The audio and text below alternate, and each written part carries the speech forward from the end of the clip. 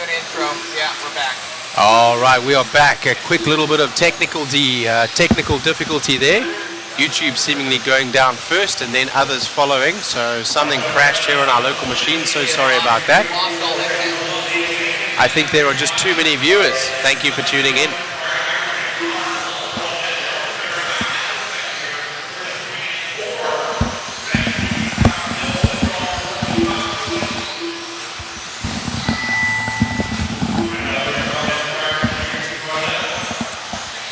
Alrighty.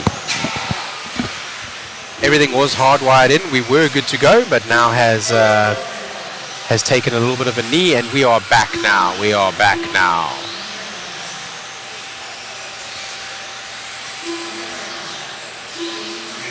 Let me see if I'm able to see the chat. Here's the chat. Okay. Yeah, sorry about that, guys. The internet seemed to have dropped here on our local machine that was sharing the stream, and it just crashed all of the feeds, every single one. So sorry about that.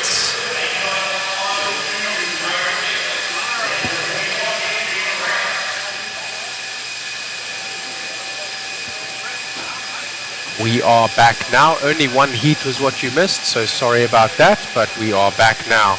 That was heat number 2 of 5 for Expert Two-Wheel Drive Buggy, brought to you by DRC, as we go now on to heat number 3 of 5 for Expert Two-Wheel Drive Buggy, brought to you by DRC.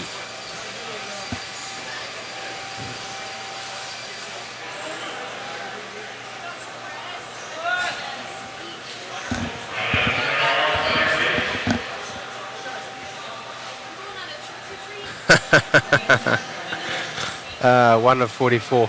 One of 44 is in South Africa, and he has the country has some power issues called load shedding, and he was making a joke here that we were data shedding. I'm not sure what happened or what caused it or how that happened, but we are back and live, so good to be back with you. You're listening to Shane Matton here from A Main Hobbies. Happy to be with you from Mod Live Media for the broadcast, brought to you by JConcepts, and live timing brought to you by RC Garage.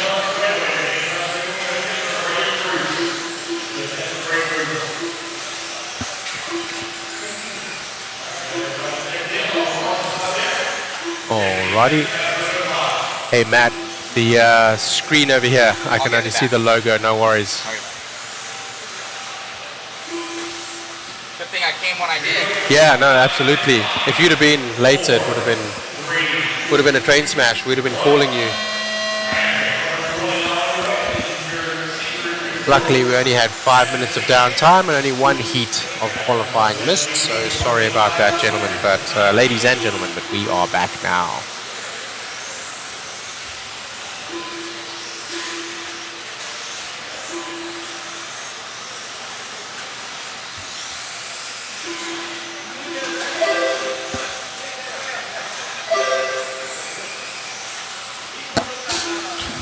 Yes, let's get some water in. Let's get some water. I'm just waiting for my live feed to come back in just a minute so that I can commentate for you guys on what you are seeing and what I'm seeing. Otherwise, I will be several seconds ahead of you. Also not able to see timing and scoring right now. I still can't see nothing, bro.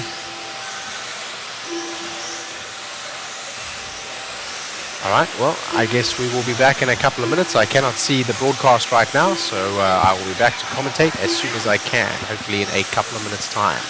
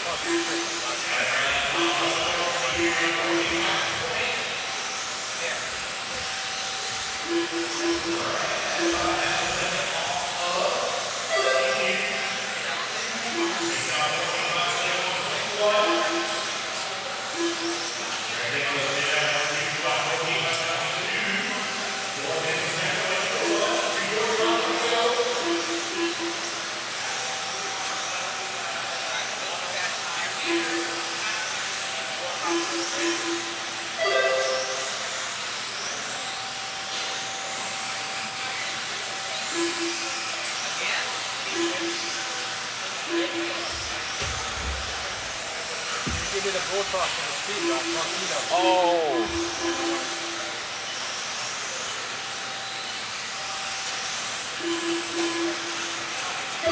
Sorry.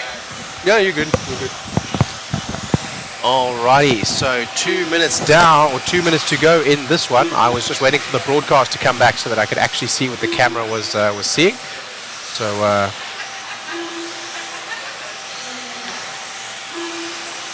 yes, Ryan Holler, power, we are back, baby.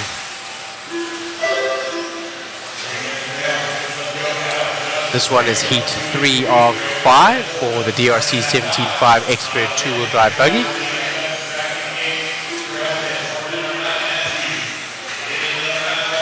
Looks like we're following Adam Rails with the green buggy and the blue back and the yellow wheels.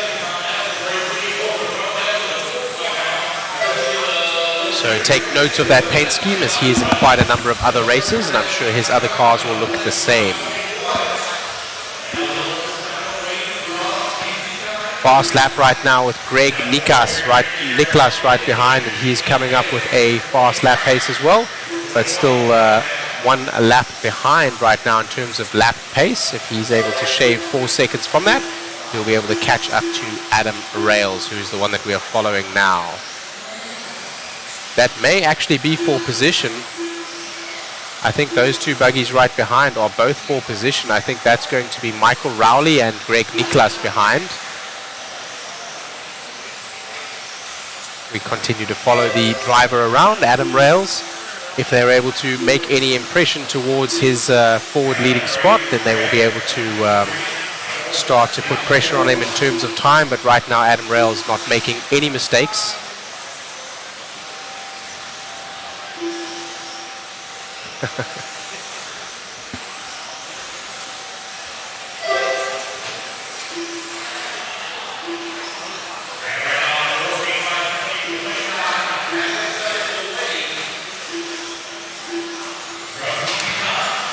So Zach Gastelum right now is still your fastest driver out there. Adam Rails is holding that 2 spot, and Braden Bruce here in the 2 spot in this race is in the 3 spot in the EQP as they come across the line. Just goes to show that it isn't always the faster drivers, or the faster drivers that have seeded faster don't always get faster times in their runs. A lot can happen in RC, and there are a lot of variables. Why we use these transponders to capture all of the timing and scoring so that we can sort correctly as needed. Adam Rails ends there with a 14 lap pace. A fast lap of 22.2, and a little bit faster than him behind was 21.9, but not as consistent was Braden Bruce.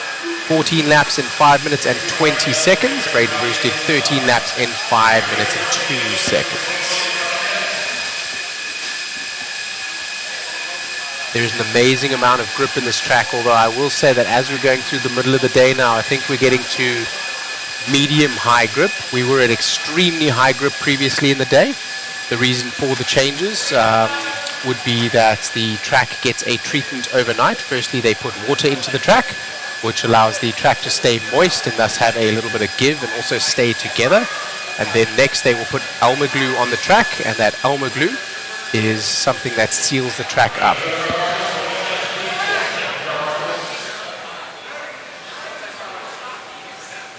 This is a B group here, and we have some big names. Doug LaRiviere, our defending stock champion, is in this one. So,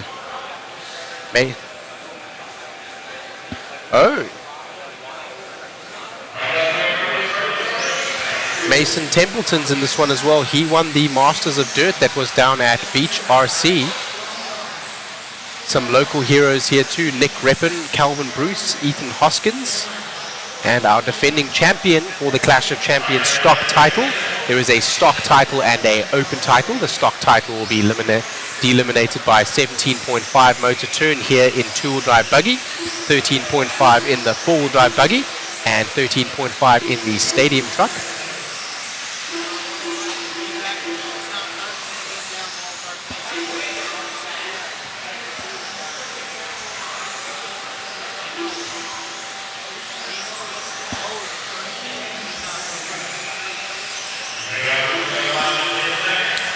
So let's see if we can find Doug Lariviere. Doug Lariviere is our defending champion. I believe he has some, that him there. He has some pink in his body, I think. Yeah. Or it looks pink from up here, maybe red. Red and white. On camera sure does look very pink. Let's keep following him a little bit. Let's see if he can recover from that. And as we discover who the leaders are, we will go to them. Doug Lariviere right now having a rough start, tumbling off the kicker in the left-hand side and then having a little bit of a punt to a car there. So the first laps are coming in. He's sitting in the 4 spot right now, but he's looking like he is a man on a mission and is going to make that time back. Let's hope that he can. We're going to let this settle for a lap or two as we follow Doug Lariviere around. He is struggling to keep that car on all fours right now.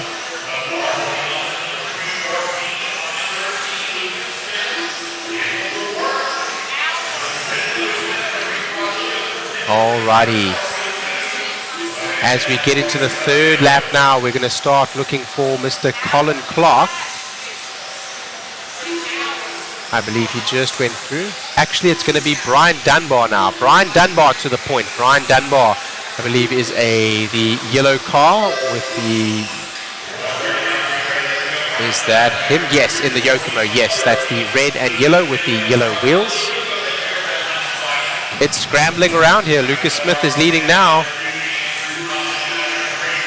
We will catch up with the leader in just a second, I believe. All right, that is Lucas Smith there. We have just dropped by to the leaders, so the cameraman is doing a great job at finding all of the leaders as they change live. Dunbar now to the point again. Dunbar is working through traffic, so let's see what he can do. He's got that red buggy with the yellow back and the yellow wheels. Up his inside, I think that is that Lucas Smith that is driving with him? No, Lucas Smith is just behind. That is Andrew Kaufman. Andrew Kaufman was battling him for position, and Kaufman is down in the 5 right now. Dunbar now back to the 2. Lucas Smith and Dunbar trading fast laps. We'll stay with Dunbar for the time being. Brian Dunbar, a Yokomo team driver, and has been for many, many, many years. One of the local fast guys here at Hoosier RC HobbyPlex, and one of the nicest guys you will ever meet. We will drop now to Lucas Smith again. Lucas Smith now is going to be working through traffic, so this will be exciting as he comes up. He's also going to be working up on Brian Dunbar, who is just ahead of him in a couple of corners. So we will be seeing a battle for position. Of course, Dunbar is going to want to keep him behind. You'll notice the other drivers being traffic may get out of the way, but I'm not sure Dunbar is going to do that easily. Dunbar is a driver of honor. Not saying that he will block the driver, but being a driver competing for a similar pace, I don't feel that he will give that position up as easily as the other 4 just did right there. So now, Lucas Smith now undoes himself. No, yes, he does. That was him undoing himself, and now he's behind that pack of cars again. That's going to give Dunbar a little bit of room to breathe. Doug Lariviere now comes to the point. We're going to keep following though. Let's keep following with I guess we'll go with Let's go with Doug for a little while. This one is shaking up quite a lot, so our apologies for changing view as many times as what we do. We try to follow the leader for you guys so you can see what is happening.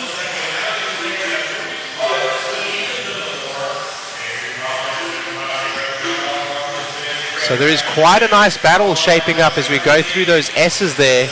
We're going to try to follow that in just a second because that's going to be Lucas Smith and Dunbar and Hoskins. They're all together on the track.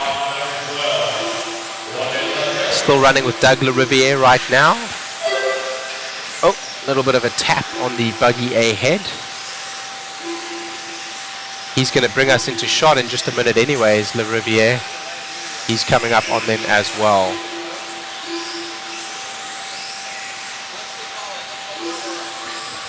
Lots of changes in this one as we go through heat number 4 of 5, which will essentially be the B main.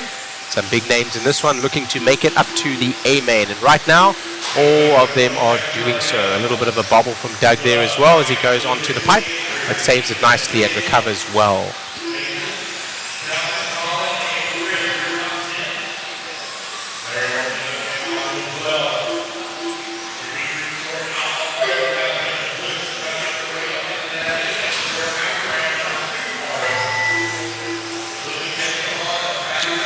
In the end, that one fizzles out, but I think the B main and the A main here in Expert two-wheel drive buggy is going to be very exciting races to watch on Sunday.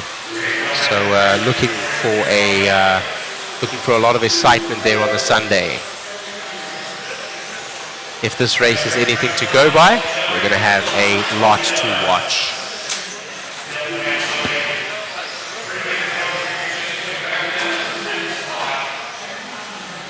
Rob King is asking if we're going to have a resort in quals. Yes, there will be a resort in quals after heat number 2. So that will be after the first heats that we do tomorrow. Today was seeding and qualifier number 1. And tomorrow will be qualifier number 2, a resort, and then qualifier number 3. And then Sunday will be mains. Doug LaRiviere holds out Brian Dunbar from Andrew Cotham in that one. So Chris, the tire source is to take the slicks and to open them up. The tire source is either a tack tire source. The tack tire source tacks itself to the surface and it lends itself to become stickier and thus give you more grip. More grip equals more performance, more traction. And then also you get solvent type tire sources. The solvent type tire source will break down and soften the rubber to give a similar effect in terms of giving the performance and traction from the rubber that you need. It also keeps the tire clean, as Mucking Futz is calling over there, and it softens them up as well. Some of the tire sources are solvents. They break the tire down and gain performance that way, and some of the tire sources are tack tire sources, which tack yourself onto. It's almost like putting soda on your shoes so that you can get better traction. And once the soda's dried up, right, it's going to give you that better sticky traction. And that is what they're trying to do here, to take those sources and make their tires even more sticky.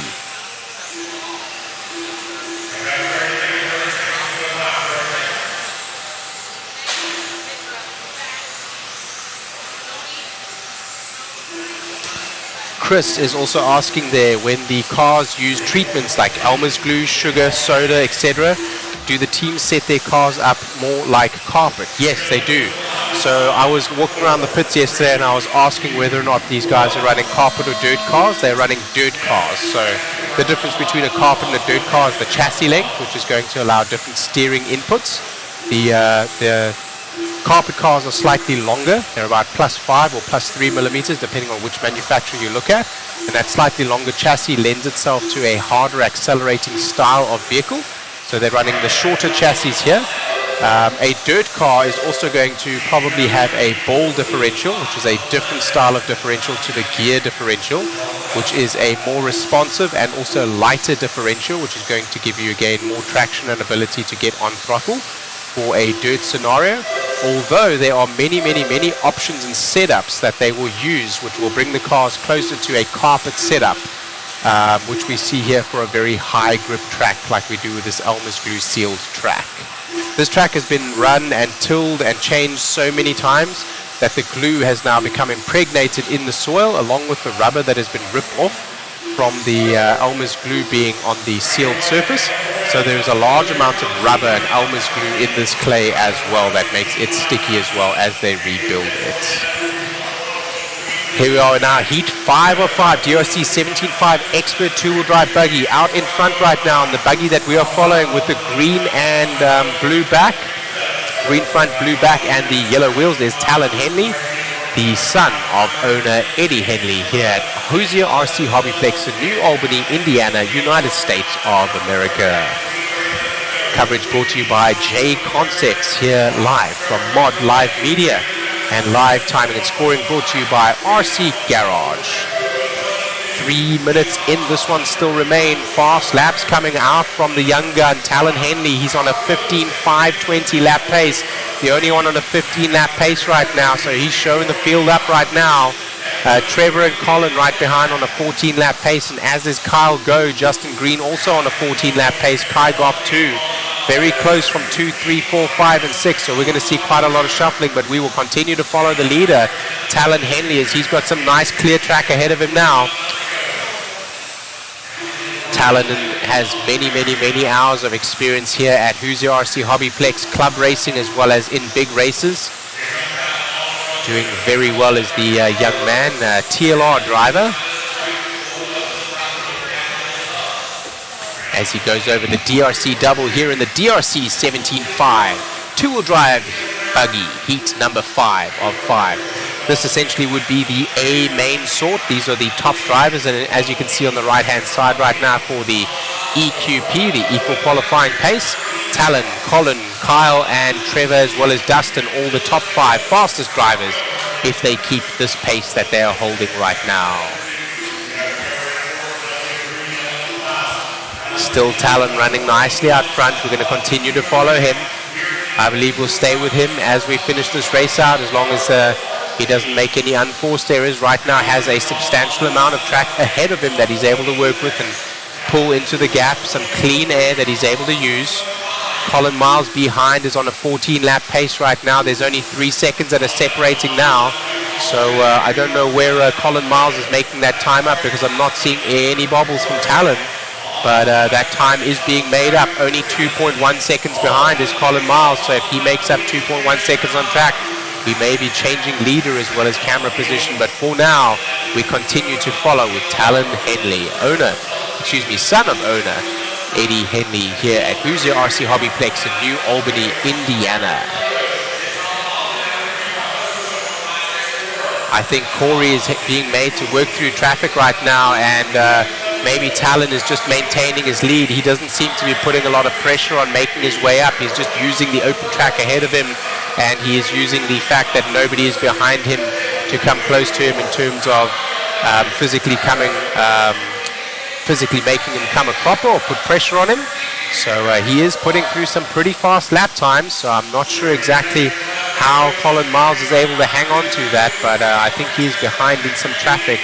He, Kyle Go, and Trevor are all together on the track somewhere. Now Talon is starting to come up on them. I think he's coming up on the back of them now. Talon Henley needs to be smart here. He doesn't need to pass them, but he does need to make sure that he maintains that lead over Colin Miles. Colin Miles each lap is losing about 0.2 of a second, so Talon doesn't need to make a move. One of the drivers gets out of the way there for him. He does not need to put pressure on anything ahead here. He just needs to hang on for 7 more seconds, and this will be his for the heats. 13 lap pace right now, 4 seconds. He's made up a second in the last 2 laps alone over Colin Miles, so I guess he was just taking a little bit of a hiatus in the middle of that run there in order to make sure that he was calming himself down and getting ready to go through this traffic. Need not do that, need not put pressure, need not push hard, because if he makes one little bobble, that 4 seconds is going to be gone and Colin Miles will take it. But right now, without a bobble, the live EQP will be Talon Henley, Eddie Henley's son. I'm sure Angie Henley, mother, is very proud right now. Great race there, great race. It looks like we're going to go to an interview with Talon. Talon's one of the mod drivers.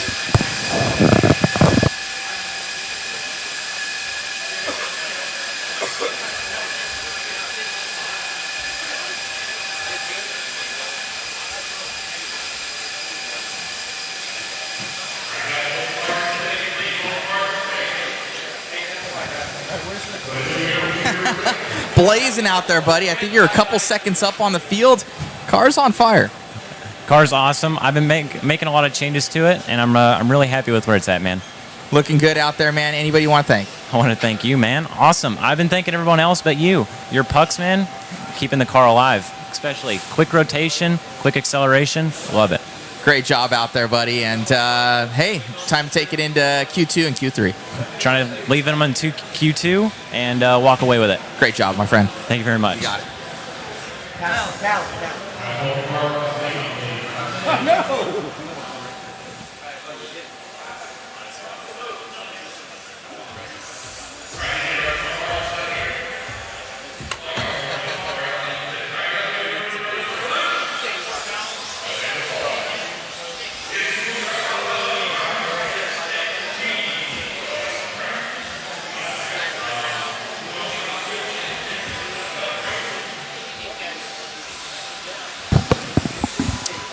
That's Jason Rona in the front over there of our camera shot right now. Jason Rona, the owner of JConcepts. Live coverage here brought to you by Mod Media. Do you want to change the camera angle for us?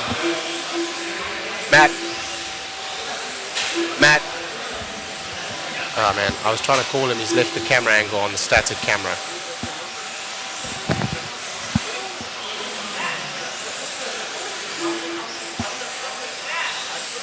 Static camera.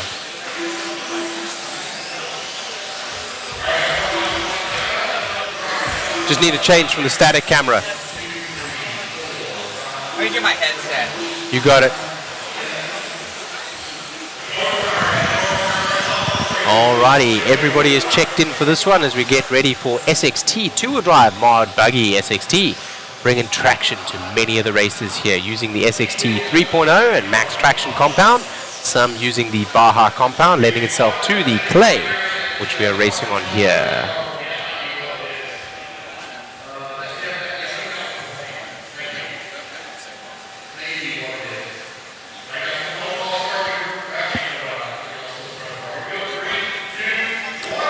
Good job in the last one there by Talon Henley.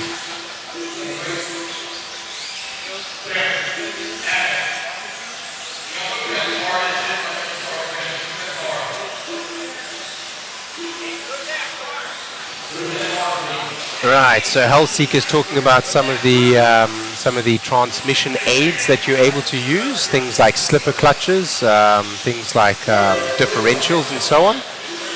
Personally, I like to use a slipper lockout, so I don't use a slipper clutch at all, but I will tune my differential accordingly. One of the reasons why I personally do not like the feeling or the maintenance of a ball diff was just simply because of the fact that the ball diff is very easy to strip out or damage when you're running something like a slipper clutch and you are very aggressive on the throttle, like many independent drivers like myself are. I sometimes, even on carpet or even on dirt where it is beneficial to run a ball diff, I will sometimes run a gear diff just for reliability. And if taken time to break in those ball diffs correctly, the ball diff gives you a certain amount of LSD, limited slip differential, and that is beneficial on a surface that has a tiny bit of slip or movement, or will have a little bit of dust like dirt does. But this particular track here, it is extremely high grip. Many are still running the ball diff, but it can be just as good to run a gear diff if it is tuned correctly and you want that reliability, just simply because of the extremely high traction that we see here.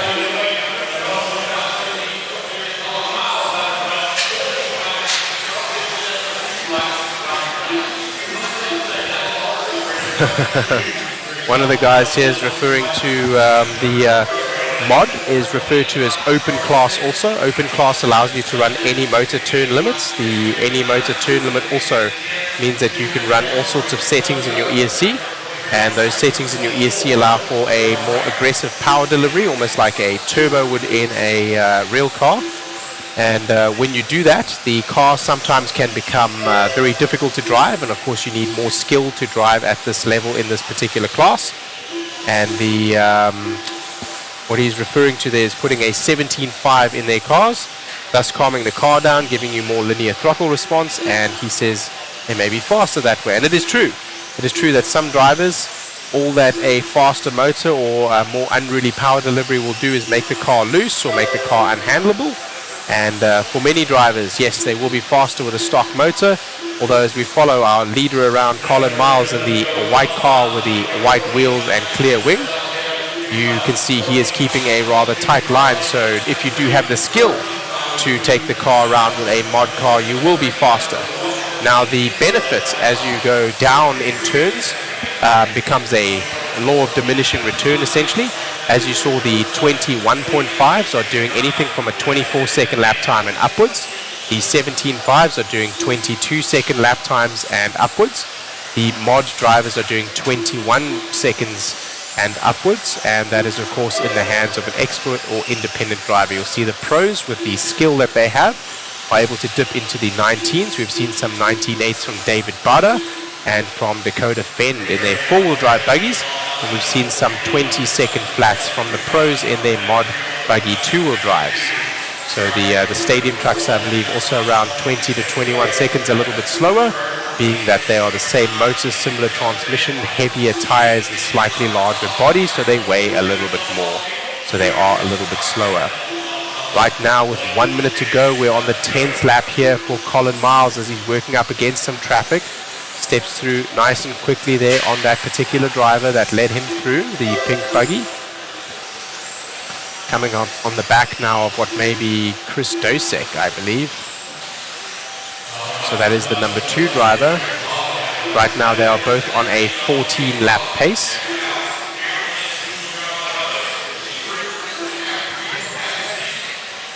Takes a little bit of a tumble, and in fact that is Charles Hicks that was ahead. Charles Hicks that he was racing, so he's going to be coming up on Charles Hicks. Charles Hicks will probably just get out of his way as soon as he comes up on him again. So that white buggy there with the white wheels is Colin Miles, and Charles Hicks is the one ahead in the green buggy with the red front and the yellow wheels that our leader is about to come up on. That's the difference in pace that you're seeing between number 1 and number... where did he go? He's actually number 2 right now, so he's probably not going to give that spot up very easily. He's trying to run away from him, and in the end he does pipe the car and roll over in trying to squeeze out a little too much performance. And Charles Hicks now will probably drop behind Alan Horn, and he does. That is a race, and Alan Horn pips him at the line just due to the fact that he didn't want to give up that spot. If he'd have just given up that spot, maybe not have pressed as hard, he may have seeded up in that race. But hey, that's RC racing. That's what we do. We're looking for all the performance, and when that adrenaline's pumping, I can tell you right now, that certainly seemed like the best thing to do. The best defense is offense, especially if you can be faster to get away from the driver that is chasing you, then that is the best defense. As we move on right now to SXT Mod Buggy Heat number 2 of 3. Heat number 2 of 3. We've got some big names in this one. I see Ciccarello up there. I see Bornhorst up there. I see Tollard up there. I see Thilke up there. So quite a number of good drivers in this one.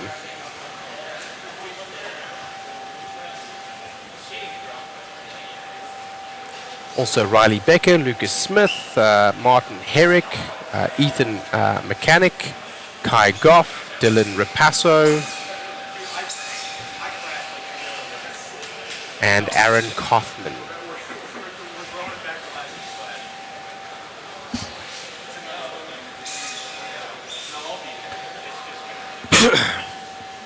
Mr. Jared, pleased to meet you. I'm Shane Maton of A-Main Hobbies, Account Manager and Distribution Manager for A-Main Hobbies, here with you today with Mod Live Media, bringing you the broadcast.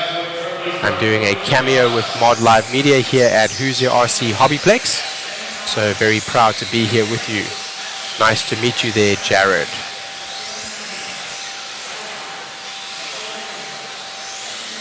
Alrighty, this will be the B main of two-wheel drive mod buggy, but let me tell you some big names in this one and some pros coming up in the next. So grab yourself a drink, go to the bathroom, make sure you get that all done in the next minute or two, because you're going to need to sit tight for the next 10 minutes to see this spectacle unfold. Some quick adjustments happening on a car on the right-hand side. They're not sure what they were doing, but he pops a fat wheelie going down the straightaway there.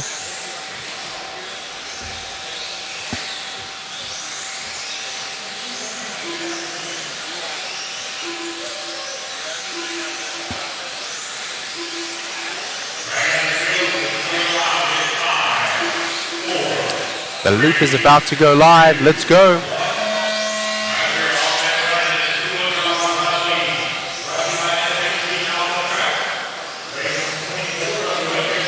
So we're following Joe Bornhorst. Joe Bornhorst in his S-Works.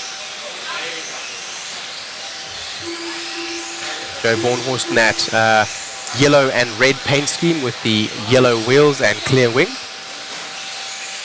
This is SXT two-wheel drive mod buggy. So that will be the S12. I think it's the S12.4 now. I do speak under correction. It's been a little while since I had a S-Works two-wheel drive myself. I did have it one stage. We'll be running 3 qualifiers for this particular race weekend. So earlier was seeding, which was basically practice and seeding, as well as your first qualifier, and then we will break for the evening. And then tomorrow we will do qualifier number 2, after which there will also be a resort, and then qualifier number 3.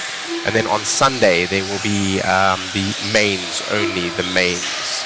Joe taking a little bit of a tumble there, getting unfortunate as he rolls over. I think we're going to go back to Cole Tollard now. Good move there. After that little tumble from Joe Bornhorst, Chris, our cameraman, immediately knew that Cole Tollard was going to come to the point. So Cole Tollard there, I think, is racing Ethan Mechanic just ahead of him, who's actually behind him on timing and scoring. Does let him through. Would do well to do so and follow Cole Tollard, because Cole right now, fastest man on track, doing a 21.1 and a 21 flat is his fastest lap. So consistency from the TLR driver. Also with the Protec power as well as servos in there. That's Cole Tollard. Protec, a higher level of performance. Cole in that yellow and pink buggy with the white wheels. Behind him, Ethan Mechanic. Cole Tollard now will start pressing on Joe Bornhorst ahead, who's dropped down to the 7th spot after being in the lead just a minute ago. Have a look at the time here, guys. Everybody on a 14-lap pace from 1 through to 7. And there is not much separating them at all. I want to say 2 seconds between the top 7 drivers. So if you have a bobble, one touch of the pipe, you are literally going to go from 1st down to 7th. Right now, Cole Tollard has a little bit of a spin there, and that might mean that the others are able to come by on the timing and scoring screen, although nobody has physically passed him on track. Let's see if that happens as we go through on the next lap. He might not have lost that much time just taking that quick little spin there. It may have been less than 2 seconds. He had around 1.3 seconds on the 2nd place driver. The 2nd place through to 7th place drivers all separated by a very small margin. Tollard still in his TLR out front with 1 minute 40 to go in this 5-minute qualifier. Heat number 2 of 3 here, so some of the big boys coming up in the next. Sit tight, it's going to be a good one.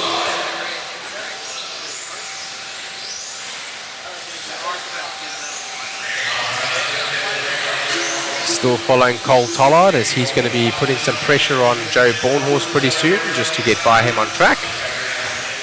Bornhorst still trying to make up that time after his early lead, but not able to do so at this time.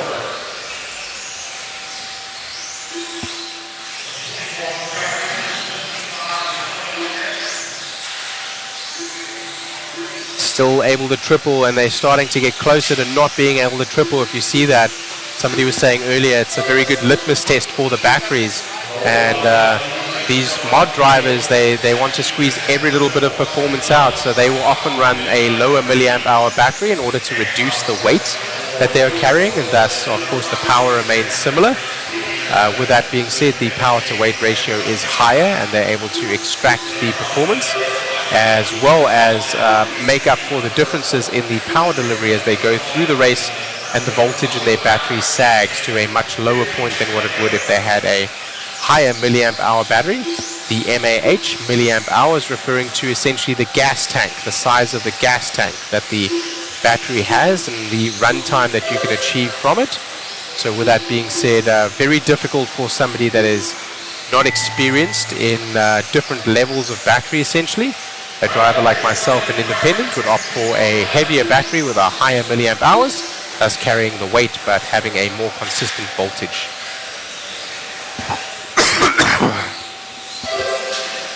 Cole Tollard does hold on to that one, and he actually took out some time out of Kai Goff and Ethan Mechanic in the end. Kai Goff usurping Ethan Mechanic from the 2 spot. Usurping.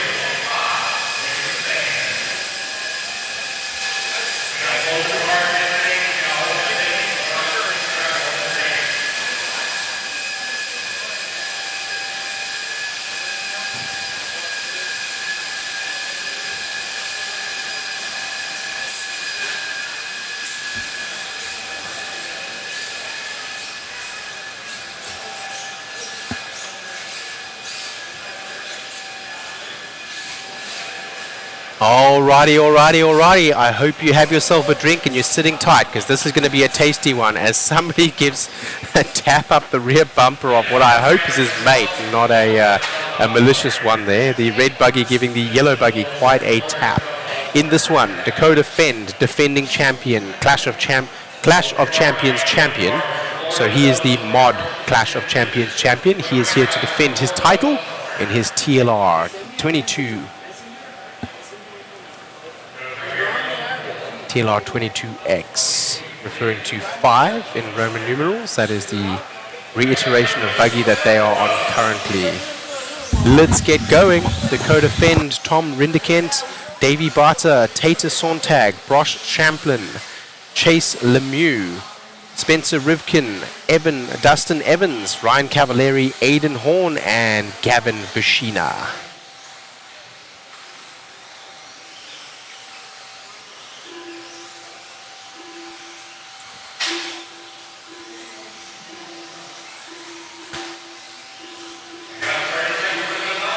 Looks like the 2 X-ray drivers are in white bodies, so they are easy to spot on the track. Rendenecht as well as Lemieux, Chase Lemieux. I hope I'm saying that right, like I was butchering it in the last one. I hope Lemieux is correct, and do excuse me, on-road Mr. Legend, Mr. Lemieux, for butchering your son's surname earlier. I apologize.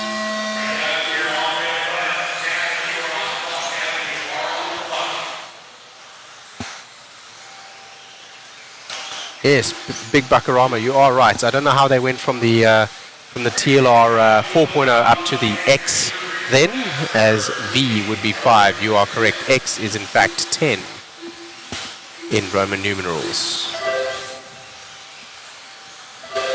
All right, we will just follow anyone around for right now, so we can just follow a nice clean line. I think that is, it was Tater Sontag that we were watching, but that is Spencer Rivkin now. Let's go with Spencer Rivkin. Protec team driver, powered by Protec servos and batteries. Protec, a higher level of performance. All right, Barter now to the point. So Rivkin, Barter, Rendekent, and Fend all very, very, very close as we come through our first and second lap here. This is heat number 3 of 3, SXT, two-wheel drive mod buggy.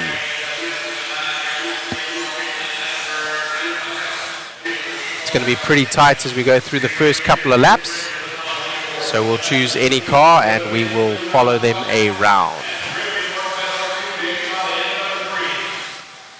Right now it's Rivkin to the point again, so it's between Rivkin and Barter, both of those in the B7 buggies. Rendekent in the X-Ray and Dakota Fend in the TLR. Another Tater Sontag. Barter's in the front again. Tater Sontag is driving in what? What does he drive? A team associated as well? TLR, excuse me. Thank you, yes. Yes, he is the two-wheel drive world champion. I just brain farted on his chassis.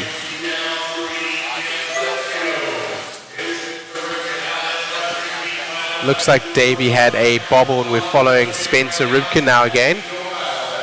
Oh, I love that. That's lovely with a buggy graphic. I like that. That's lovely.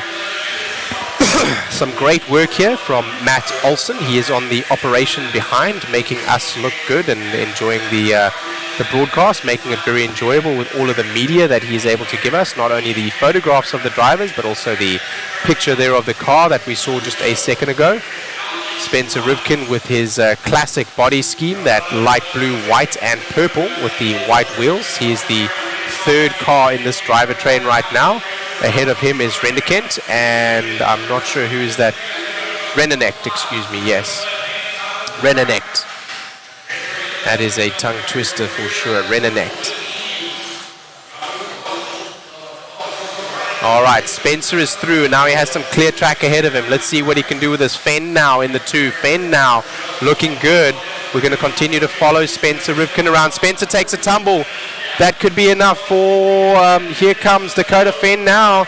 Dakota Fenn is pressing from behind. He has the open track now, and some traffic does Spencer Rivkin. Spencer hasn't gone across the line yet, so we're going to see as Spencer goes across the line. He's probably going to drop to the 2, maybe even the 3. Davey Barter now in the 3. Spencer Rivkin in the 2. Fenn, who we are following here in the TLR, defending champion. We're going around with Fenn right now in that TLR. Over the Hobby Wing triple and onto the team associated double comes that TLR. Start, finish straight away. Fenn defending this title right now. Let's see what he can do over the JConcepts hump. Nice and clean. He's using the clean track ahead of him and behind him to good effect here in the FMAR qualifying. In qualifying heat number 1, heat number 3 of 3 for SXT Mod 2-wheel drive buggy here at Hoosier RC HobbyPlex in New Albany, Indiana, USA. Clash of Champions 2024 brought to you by JConcepts by Mod Live Media. Thank you very much to RC Garage for the live timing. Dakota Fenn still pushing right now. Spencer Rivkin trying to make up that time. He's got 2 whole seconds to make up, actually 1.2 seconds.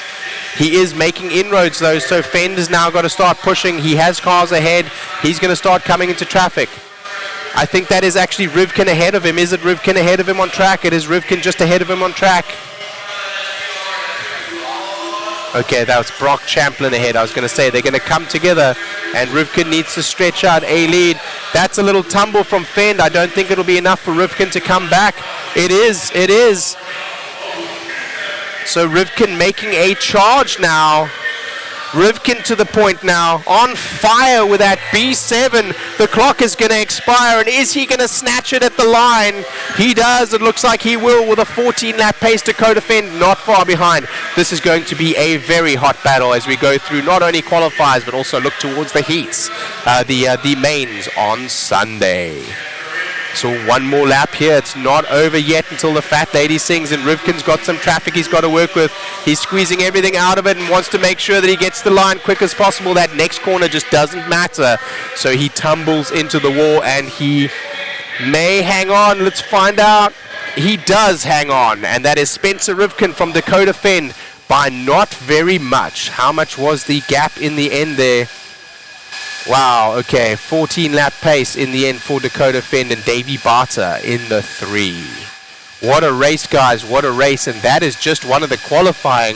FMAR qualifying lending itself to a less exciting than heads-up racing, but more fair style of qualifying thus is used at these big races. But as we go to the race, it is going to be much more exciting, and they're going to be battling for position on track, so... Ooh, I can't wait to see that. Amazing run there, man. Full send there at the end. You and Dakota so close. Yeah, gosh. Yeah, it's been a really strange weekend because we're debuting the new Team Associated B7. The track's honestly the most difficult I've ever seen it be here. Yeah, we've been working our freaking ass off. Yeah. It was a good battle between actually Davey and I and Dakota. I had a pretty gnarly crash out in the back. I thought I kind of blew the overall lead, and it sounds like he also had a mistake. So, yeah, I think it was a good, solid run from everyone. It's not easy out there, and from all you guys watching. And I know It's big for us to kind of come out swinging. This is a whole new project for us. It's definitely different than anything we've ever released. We put 3 years into this, and to see some of the results kind of pay off. Obviously, the job's not done. There's still a lot of improvement that needs to be done, and some driving errors on my end that needs to be cleaned up. So, I think we need to stay focused, stay humble, and keep moving forward. Congrats, man. A good start for the new B7. Yeah, thanks. You got it.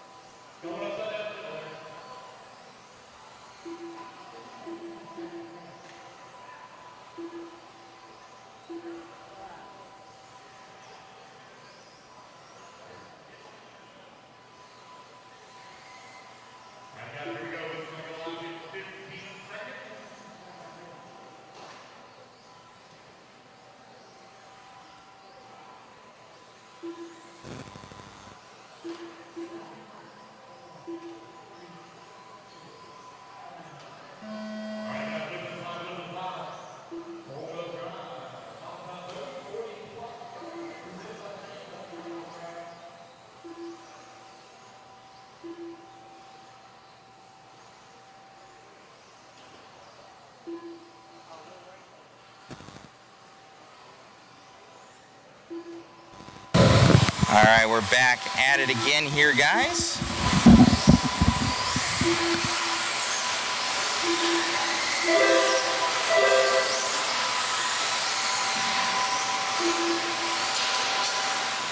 Looks like we got Brandon Hester here in the lead. Everybody kind of clocking in this 40-plus mod four-wheel drive event.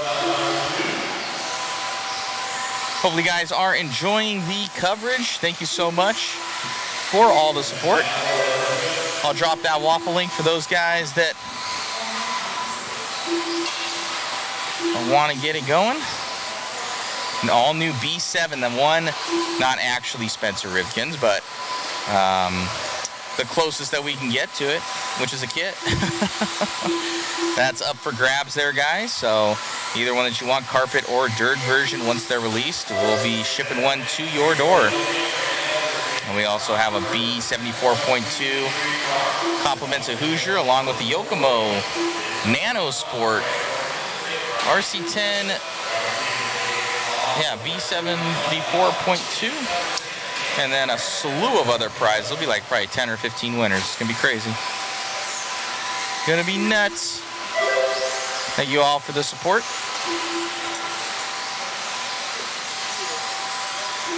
Brandon Hester still in the lead.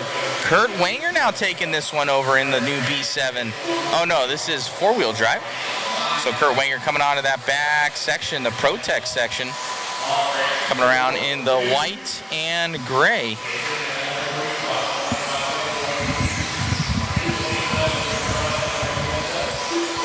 Kurt Wanger off the straightaway right now. Your leader. Gray, white, and black. Our cameraman is on it. Yeah, Chris has been on it today, man. He knows the cars, man. The dude's a magician when it comes to paint schemes. He sure is. So replying to our chat over here, Jason Kessinger, yes, your local hobby shops should be able to get those from A-Main Distributing, and you should be able to get the B7 soon. And those will also be available to those of you that do not have a local hobby shop at A-Main Hobbies, www.amain hobbies for all your RC needs. I believe they have shipped from Team Associated, so soon everyone will be able to have, excuse me, not shipped from Team Associated. I think beginning of February. February? I think. I could be wrong. Let me check something here. You guys are A-Main Hobbies, though, so. Let me check something here. You might know more than I do. You might be right. I think it's a few weeks out. Got you. But the first ones of those kits that come in, we'll have one for you guys. Kurt Wenger down that straightaway. Still your leader.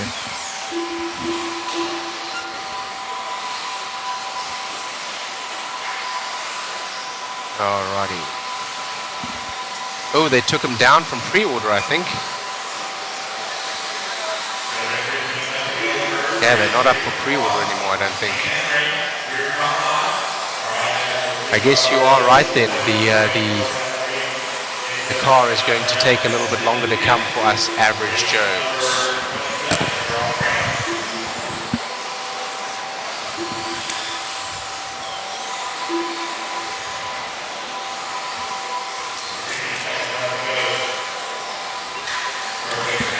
Alrighty, Kurt Wenger. He's out in front right now. He's on a 13-lap pace at 5 minutes and 10 seconds.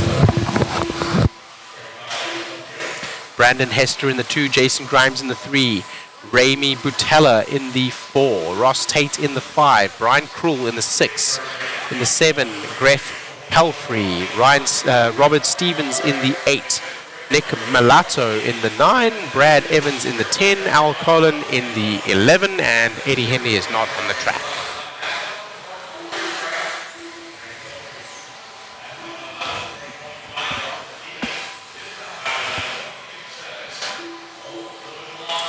This is the 40 Plus Mod full drive buggy heat number 1 of 3, presented by Phantom.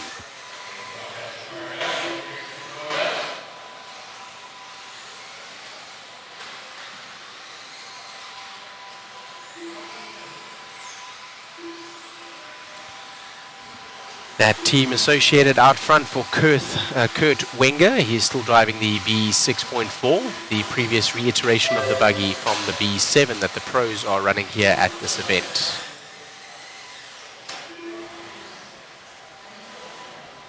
Oh, excuse me, yes, Kurt Wenger actually does have one of the B7s.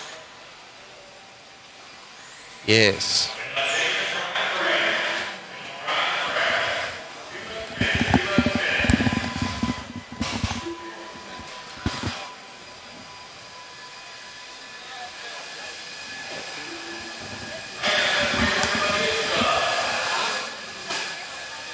So Kurt Wenger, he is one of the guys driving the B7s, but that is a B7 4.2, being here in four-wheel drive buggy. Brandon Hester and Jason Grimes in 2 and 3.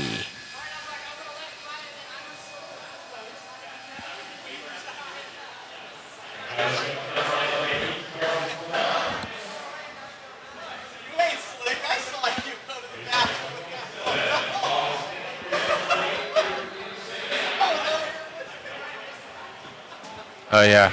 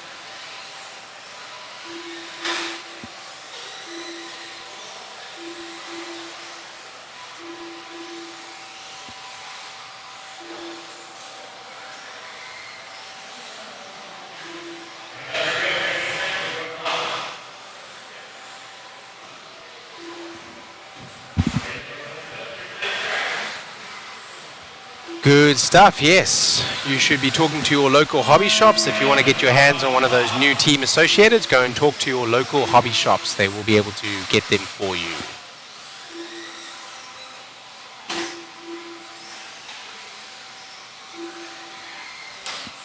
Let me see if I can find that part number for the team associated.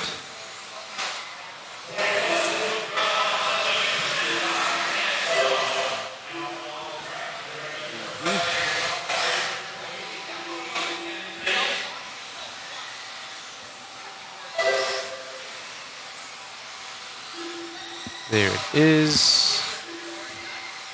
And I will see if we have any information here.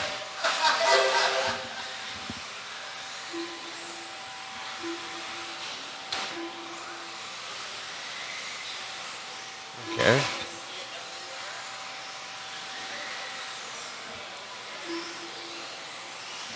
Yes, the car is showing right now as pre-order on A-Main Hobbies.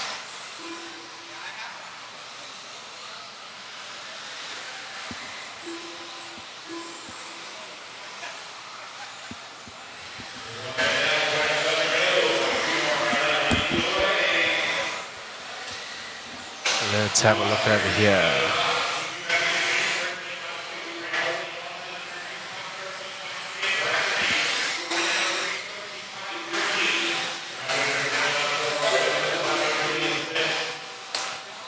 Right.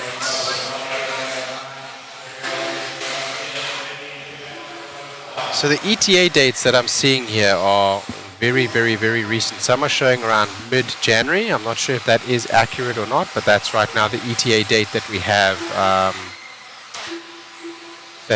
right here for the buggies coming in through A-Main Hobbies, which will also be available for A-Main Distributing, which will also be available through your local hobby shop as such. So if you have a local hobby shop, please do go and have a chat to them and get a buggy on order with them. They should be available in the next couple of weeks from the looks of it, although I do speak under correction. I don't see any shipping dates or anything just yet. So with that being said, if you're very excited to get one, you just want to set it and forget it, you can come to www.amainhobbies.com. You can order one there online, you can set it and forget it, or if you prefer to, support your local hobby shop, which we absolutely would recommend that you do. Go and speak to your local hobby shop and you could probably do the same with them. Let's go over to the race right now. We would say that we would just call this gentleman Frank. Frank with the yellow and blue buggy with the white rear and yellow wheels, clear wing coming down the Exalt soap box over the Hobby Wing triple into the team associated double and onto the start finish straight away now. A good lap. He is 8 laps in now with 2 minutes to go. A minute ago we had a little bit of a glitch there on the timing and scoring. I do apologize for misspeaking. We only have 2 minutes to go. There's already 3 minutes of this one down. Right now Frank is up from Mike Thurhan and Bradley Irwin in the 3, Aaron Rowley in the 4, Andrew Lee in the 5, in the 6 is Owen Sivens.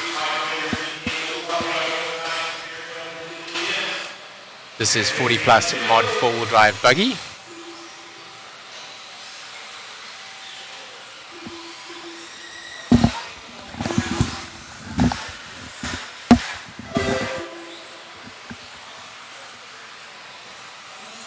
This is qualifier number 1, race number 27 of 40, heat number 2 of 3.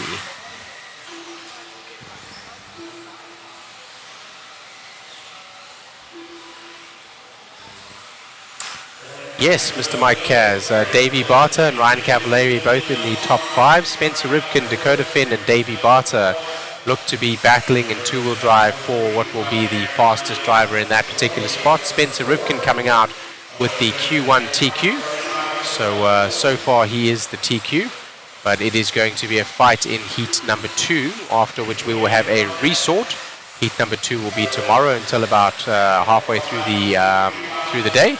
And then we will resort, and by resort we mean the faster drivers and seeds will go into their faster drivers and heats, just like we did with the seeding heat. So there's in fact 2 sorts in this particular race, one after seeding and one after qualifier number 2. And then we will have qualifier number 3, and Sunday all day will be mains.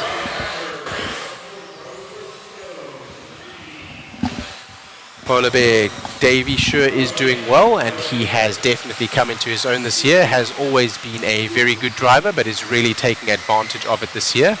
I feel like talking to Davey about his performance and about his experience here on the track, I feel like he has a very calm demeanor, And he's certainly not letting the nerves get the best of him, and I think that is going to serve him well, as he has always had the skill to hang with the best, and now with that calmer demeanor, I believe he will be able to put it up there in the front with the big boys, and we will see as he fights for what may be the Clash of Champions title as well.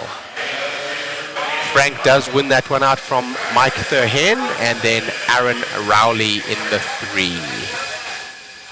13.507 pace for number 1, 13.508 to 13.517. So 10 seconds back was Aaron Rowley. The other two gentlemen were a lot closer. Here we go right now to heat 3 of 3 for Phantom 40 Plus mod 4-wheel drive buggy, which is basically like Pro 4-wheel drive buggy old edition.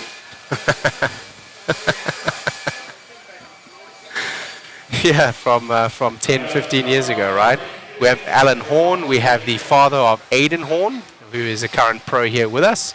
Brent Thielke, of course, being a team manager of Team Associated. Brian Dunbar, a long-time sponsored driver by Team Yokomo. Paul Ciccarello, many will know from his time and tenure over at Serpent when he helped to design and engineer that car, now with X-Ray. Mike Mallet, Drew Spurgeon, Chris Finnair, Jason Venitza, Matt Sunderledge, Aaron Gabrowski, Dan Miles, and Odus Christian.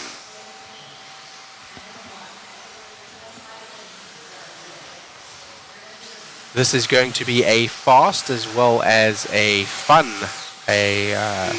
qualifier to call. In the last one, we didn't know where to look.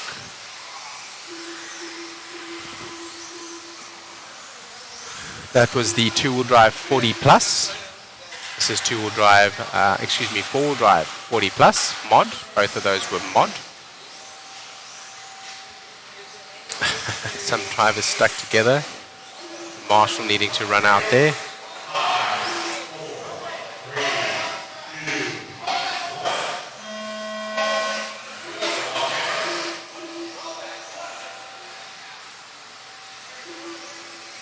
Oh no. Somebody's out even before we began. I'm not sure who that is. That's Brian Dunbar, unfortunately. He's out before we've even begun. I'm not sure what happened to his car there, but he was saying, roll it, roll it, roll it. And he obviously thought something was stuck on his center wire, but it looks like I'm looking down into the pits right now. They're saying he's done. He's coming off the driver's stand. Disappointment for Dunbar, unfortunately, there.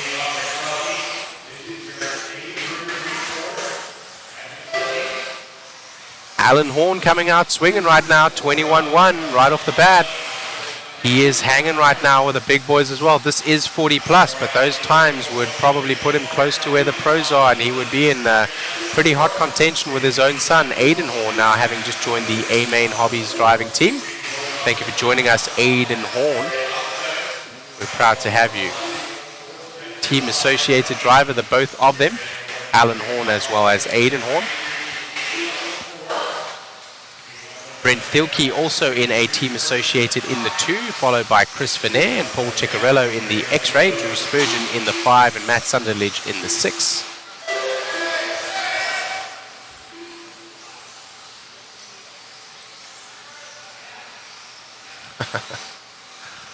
The shouting and screaming you were hearing was one of the cars that was stuck. There's those two marshals that you see crouched down were trying to get one of the vehicles. And same car making its way over another part of the track there. So let's have a look if we can follow Alan Horn. Brett is very close by in terms of time right now. He's only 0.3 of a second down. So these two are actually battling for position right now. So Thielke is behind Alan Horn, and I believe that is the cars that we are watching right now.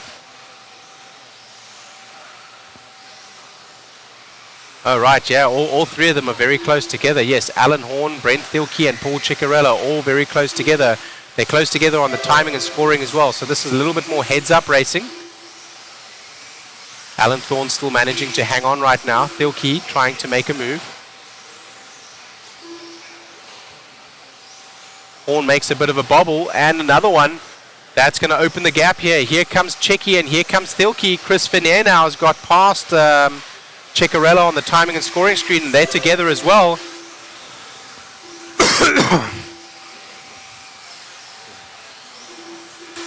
Thilke's still managing to hold on by 0.3. I mean, Thilke's now come to the front. Excuse me. Horn's now dropped behind.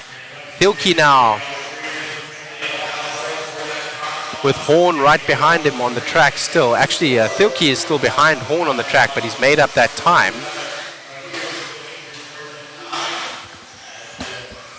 So a 14.5 flat time, and Alan Horn on a 14.501. Now with Ciccarello having dropped several seconds behind, 14 seconds behind. So let's keep an eye on Thilke and Horn as they continue to go around. Thilke there, our leader. I think he is just ahead right now of Alan Horn. Was that Horn on the pipe? Okay, so that was Brett. Okay. So let's try to follow them in a wide caption like that if we can. That's our two leaders there. Thilke essentially just needs to come up to the back bumper of Horn and sit there. That's all he needs to do. He doesn't need to pass him. He just needs to stay there. He's already made enough time up on track, so he doesn't need to pass him. Of course, if he does, make it very difficult and would seal the TQ right now, as they are the fastest men on track and also out of the 3 heats for 40 plus. Mod, 4-wheel drive buggy, brought to you by Phantom. Thilke's still holding on somehow, although he has stretched back from the rear of Alan Horn. Alan Horn now is going to be coming up on some traffic, and he does make it through cleanly and quickly on whoever that may have been. Another quick move there. Oh, Horn now in a little bit of a battle, but I think the driver behind realized that's the number 2 and gave it to him. Excuse me, Thilke. Yes, Thilke, yes. EICMA qualifying can be confusing to watch and announce. Alan Horn now has got it back after that little bobble there, so we're going to follow Horn. Horn's running away right now. He's got a 0.7 lead. It might be enough as the clock has expired. He might dodge this bullet, and Thilke I don't think has enough to come back. We'll find out when he gets to the line. Yep, and that's it. Not enough. And in the end, around about 1 second separates them. 1 second.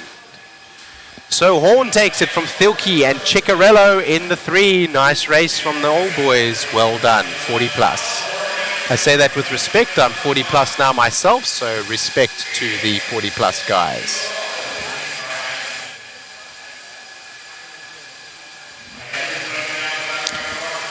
Horn, Alan Horn.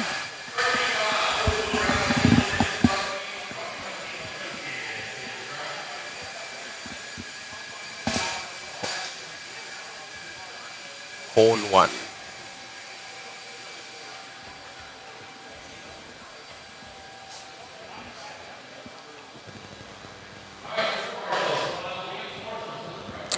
Yes, Jason is referring to that little JConcepts kicker over there. That little JConcepts kicker looks like a little roller, but it is not. It is quite a steep jump face. I'd say probably 45 degrees, maybe even a little bit more than that in terms of angle, and it is about 2 feet high. Man, oh man, making it happen, dude. Grabbing that 40 plus, well, TQ for now.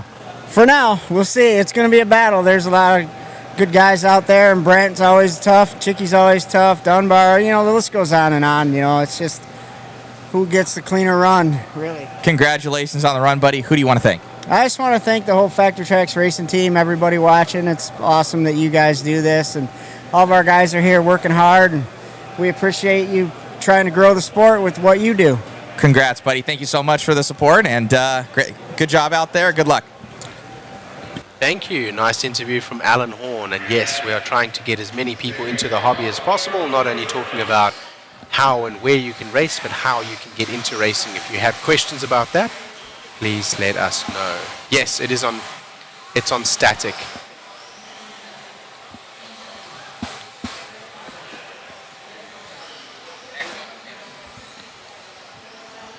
Alrighty, as we go now to the 13.5 4-wheel drive independent buggy heat number 1 of 4, brought to you by Team Associated.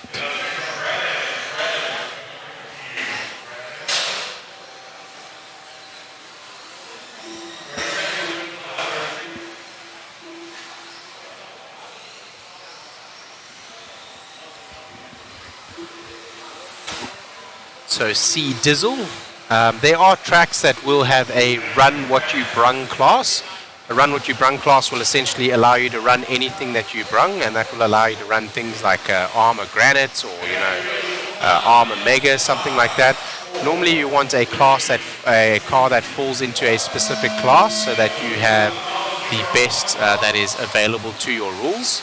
And with that being said, you're looking at something like a Traxxas Slash. Many have a Traxxas Slash. We had a Traxxas Slash Enduro here, 2-hour Enduro, to break the track in. And that was a race where you race box stock slashes, including the transmitters, including the Traxxas batteries, as well as the Traxxas tires. Everything straight out of the box, no adjustments needed. You charge the battery and you run. So with that being said, those cars are, I believe they are $189.95, $189.99, I believe, plus tax, depending on where you get them and buy them. They come in different colors, and many of the racetracks at your local hobby shop will have a Slash class. Unfortunately, the Haas and some of the others are not quite as popular as the Slash in terms of racing. Short course truck racing has a long homage in RC, and not only with the Slash but also many other manufacturers. So if you'd like to get racing, go and speak to your local hobby shop before you buy anything. Don't just buy a car online or pick up anything, because sometimes they have a run what you brung and you can run whatever you like and you may be able to run your Haas, but sometimes they have specific rules. Sometimes they have enough attendance to be able to run any class really. If you get 8 guys with a Haas and they want to run that at their local track, you will be able to do that. But go and speak to your local hobby shop and your local track. So Google track listings and find out where you can race. Let's have a look right now as we are 3 minutes 20 to go right now. It's Derek Eldridge. He is the green car with the yellow back right now. White wheels going up onto the back section as he comes up onto the ProTech tabletop. He is all alone right now. No one in front, no one behind, so no pressure on him. He's also the fastest driver out there and so far has been the most consistent here in the 13.5 four-wheel drive independent buggy heat number 1 of 4 for Team Associated, who has sponsored this one here.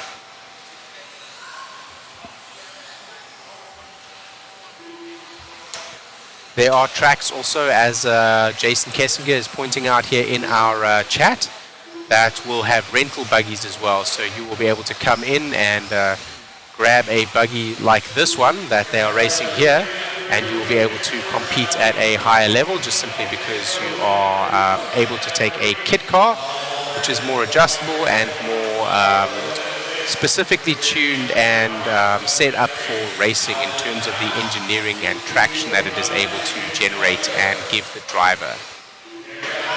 With that being said, it remains to be seen whether or not a unskilled driver could squeeze the full potential out of a vehicle like this one. So with that being said, many people start with much simpler vehicles, much less sticky tires and much less expensive components, like something like a Traxxas Slash. What you need to do is go down to your local hobby shop and find out where they race, when the racetrack is open, and what classes they race. So before you buy anything at all, I definitely go and visit your local hobby shop, ask them any questions that you may have, ask them where they're racing, and then go down to the racetrack and go and have a look and see what the racetrack is all about and what classes people are running before you buy anything, so that you avoid any disappointment buying a car that may not be the one that they even race a class in. Right now it looks like we're following Mitch Cantrell as we go around the ProTech tabletop there. He is your current leader on a 12-lap pace. He is the green buggy with the yellow wheels and the clear wing in the back, so he's coming around the boot right there.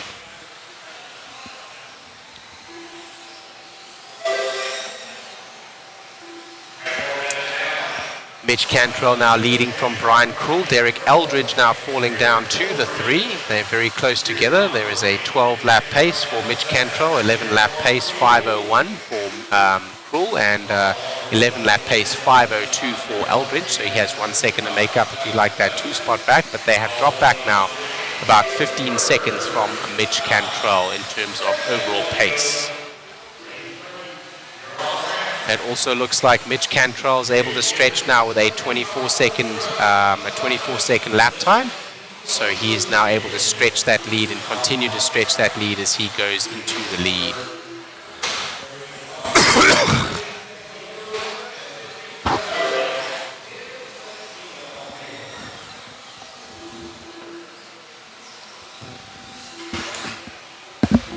Excuse me for coughing every once in a while. It's the moisture and dust that we have kicked up here inside the facility does not lend itself well to me and my lungs, I guess.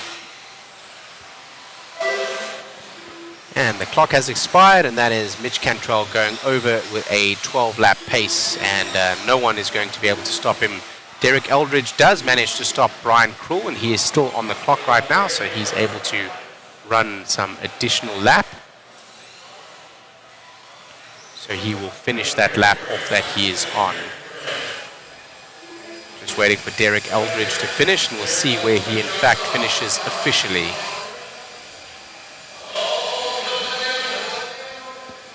He is still live on the clock.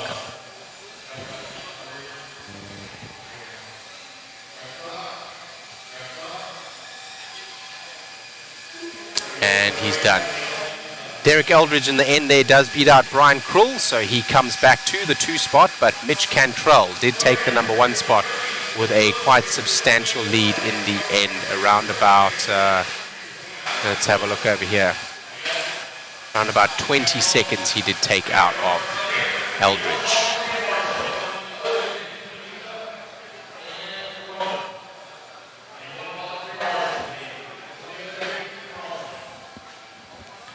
X-Tech over here is pointing out that some of the places will race the Slash and the Bandit. We had a rule at our racetrack at Silver Dollar Raceway, any 4-maker class, so you could literally have any kind of car. I'd always joke that there's something called a Tamiya Dancing Rider. If you've never seen that, it's a 3-wheel trike style of RC. When the vehicle turns, the servo actually leans the body left and right like a motorcycle does. A very, very, very whimsical style car, and something that I believe would be fun to race. And any 4-maker class. So if 4 people showed up with a specific car or a specific class of car, we would race. And the reason why you need 4 people is so that you have enough turn marshals for the next race, so that you can cover all of the cones for the marshal points as we see out there right now. Those 2 gentlemen sitting on the cones, for example, are marshals, and those marshals are obviously helping the cars that have crashed. They will turn them over. We've got everyone checked in now as they're doing a couple of practice laps here for the Team Associated 13.5 4-wheel drive independent buggy, heat number 2 of 4.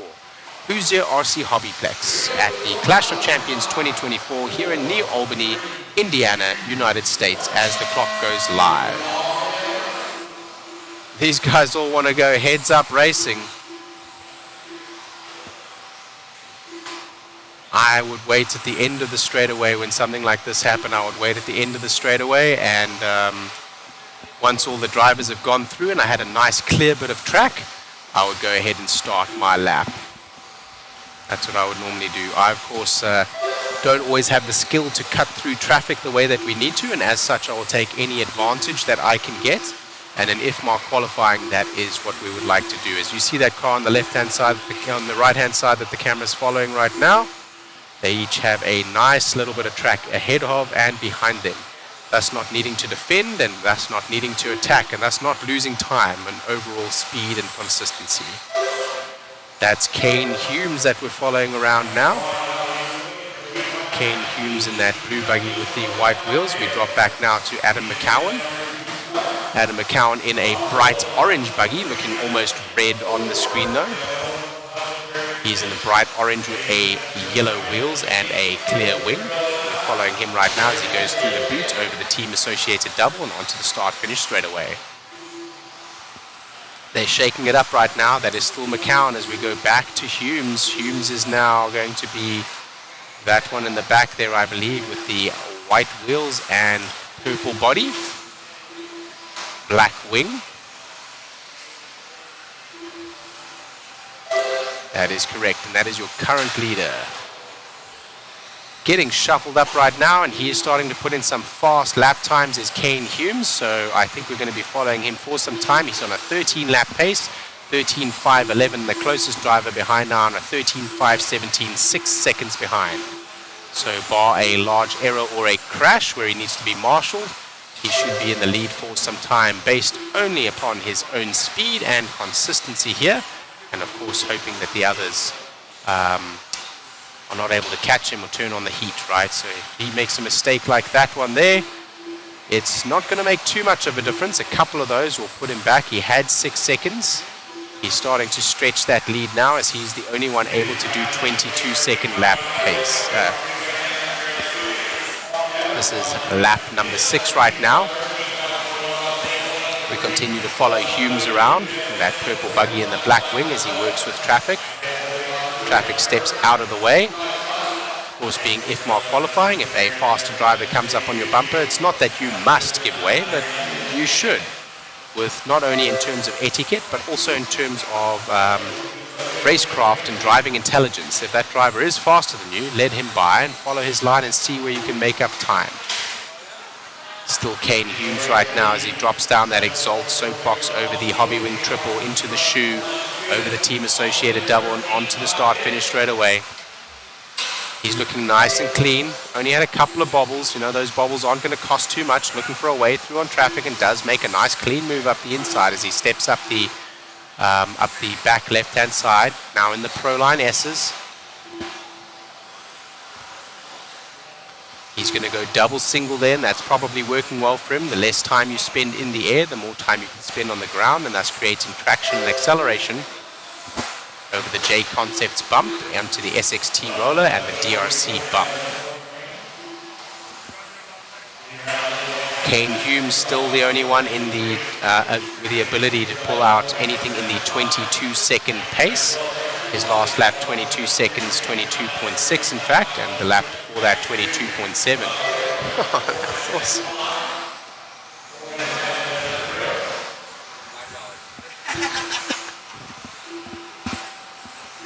That's really cool. Thank you. I got a little gift here from Matt Olson now. He's printed out one of the pictures that Jason, our photographer, has taken of me, and he's put it in a nice little frame for me. Did we drop the price of those? Are you doing them for $5 now? Oh wow! You can't buy anything for $5 these days. So we do it for the community. The 10 felt too much to me. Once we go bigger photos, then I understand because it costs a lot more. But we're doing it for you guys. All right, $5 is $5. You can barely get yourself a couple of street tacos down at the local street shop these days as we continue to follow Kane Humes. Kane Humes is the purple buggy out front with the white wheels. That orange buggy with the yellow, I believe, is Adam McCown, is just behind him, and that is for the 2, but he is a substantial amount of seconds behind, so they're battling for position, but not on track because he is substantially behind him in terms of the time. Let's have a look at where they finish.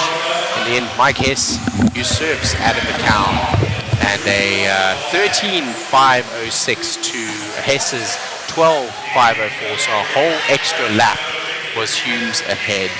Humes almost able to lap the field in that sense.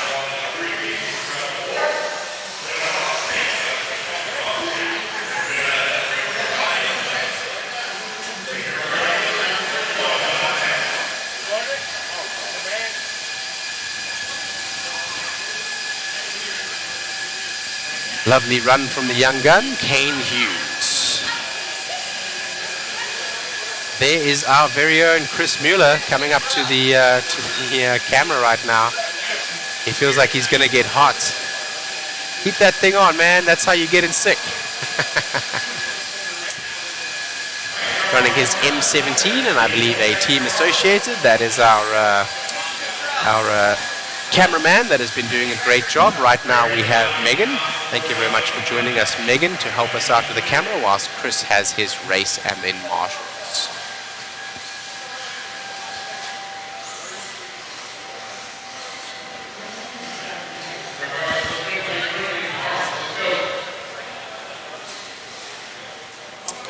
Alrighty, just waiting for the marshals to get out there so we can start warming up.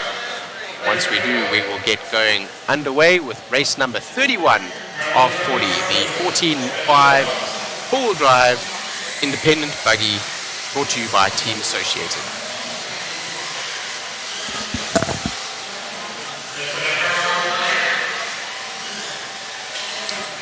Mile high, yes. So that is one of the things that I was recommending that we do here, is go ahead and get some of those photographs printed out of Spencer Rivkin or of Ryan Cavallari or of Dakota Fend of the pros, get them signed, and then we may add them as prizes to the waffle if we're able to get those, or we may sell those as well, or we may just get them for some lucky fans. So with that being said, that is something that we are looking to do here.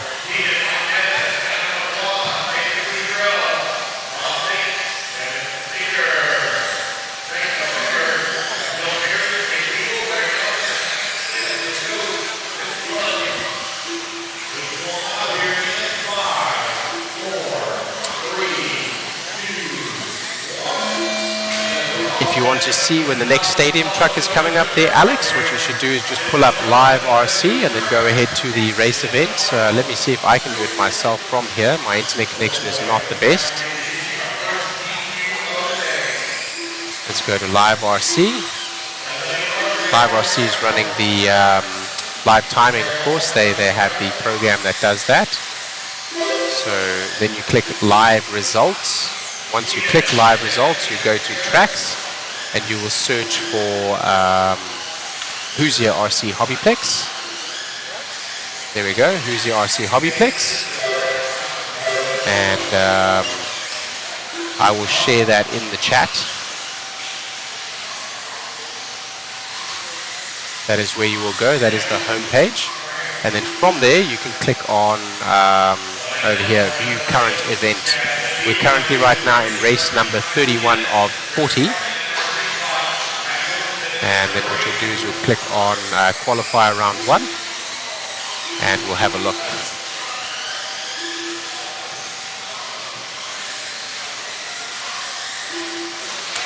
So race number 31 of 40. We're going to be doing full drive buggy again, and then we're going over to expert buggy. Where are the next stadium trucks? I believe they're only going to be in the next go around, so that will only be tomorrow, so there's no more stadium trucks today.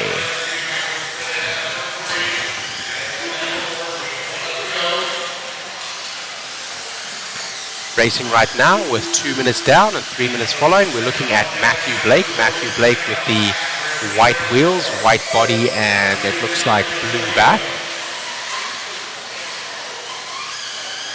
as he comes over the ProTech tabletop and into the Proline S's, down onto the Exalt soap box and the Hobby Wing triple.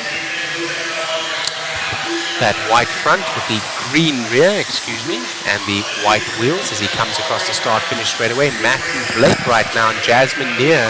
Jasmine Neer's coming to the point. That's her right there going over the left-hand side in the pink buggy with the purple rear, yellow wheels. Matthew Blake is battling as well. Jasmine had that unfortunate failure on her four-wheel drive earlier.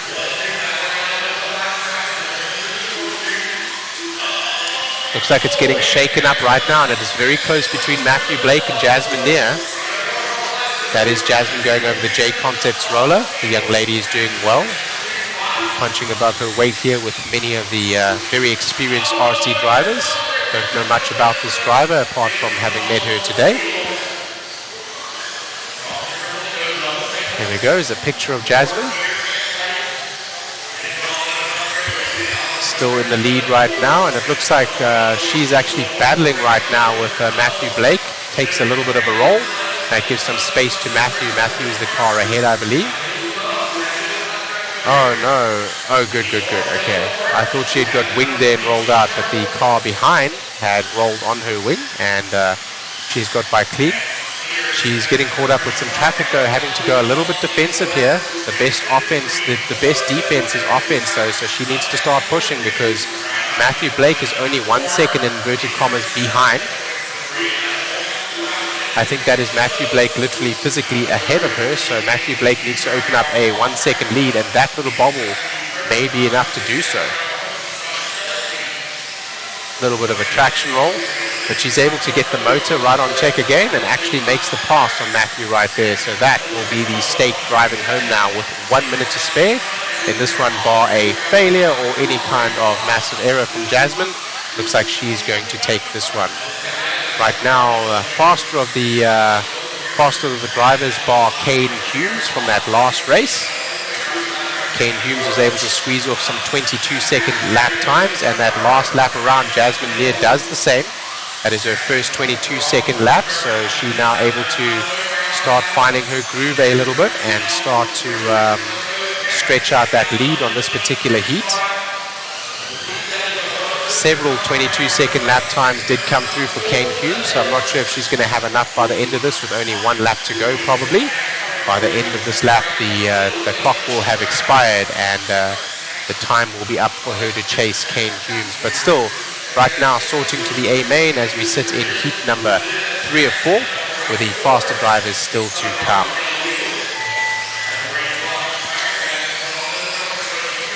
There we go, Jasmine Lear showing us that this is not only a men's sport, you know, women can do this too. There is no advantage to being a male physically in terms of radio control. It is all about your setup ability and technical ability, and females are equally capable of setting up cars as well as driving RC vehicles around a racetrack exceptionally well. She does take that one from Jackson Lear. Matthew Blake ends in the 3 with Brian Hodgkins in the 4. Adam Raber in the 5. Antoine Morris in the 6. Chris Mueller comes in the 7. Mac Wilkinson in the 8. Justin Grimes in the 9. And Chris White in the 10. Only Kane Humes from that previous heat 2 of 4 is faster than the 1, 2, 3, 4 that we saw here. Jasmine Lear, Jackson Lear. Oh my, there we go. So Jasmine beating out either her brother or father. So that's pretty cool there. And then Matthew Blake in the end falling down, unfortunately, to the 3rd spot. He was not able to capitalize as the pressure mounted. Let's see if here in heat number 4 of 4, 13.5 4-wheel drive independent buggy brought to you by Team Associated. Heat number 32 of 40, if they are able to get a faster time on the board, as we normally have the faster drivers come through on the later heats.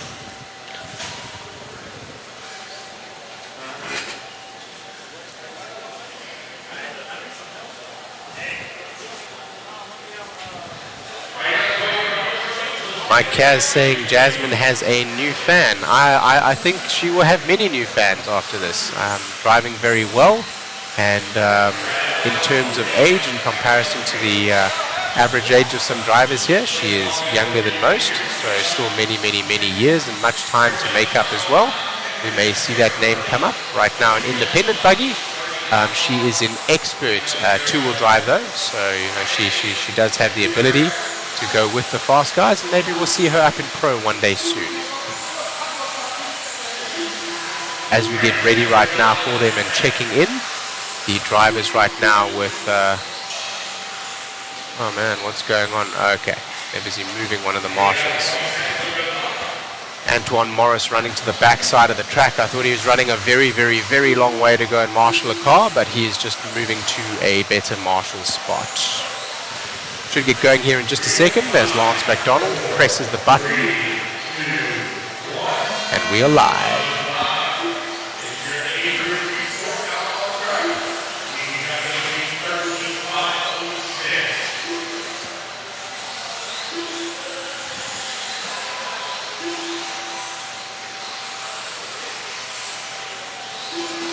Shout out to James Maxwell. Thank you very much for the message there. James Maxwell of Maxell RC watching us here on live Mod Live Media, sending out a shout out via text direct to me. What car was Jasmine running? I'm not 100% sure. I believe she was running a Schumacher for her 4-wheel drive there. I'm not 100% sure though what she's running for 2-wheel drive, but I believe it was a Schumacher 4-wheel drive here in independent buggy. Right now the last heat, and right as I said, right off the bat with the first 2 laps out, that qualifying pace coming from Calvin Bruce, which is that red buggy with a white rear and the yellow wheels coming across the start-finish straight now, immediately to the point. Adrian Sitwell in the 2, Josh Kinser in the 3, and Andrew Lee in the 4. And now Bill Womack jumps up to the 3 there. And those 5 drivers faster, though, than what we saw just a minute ago from the young lady.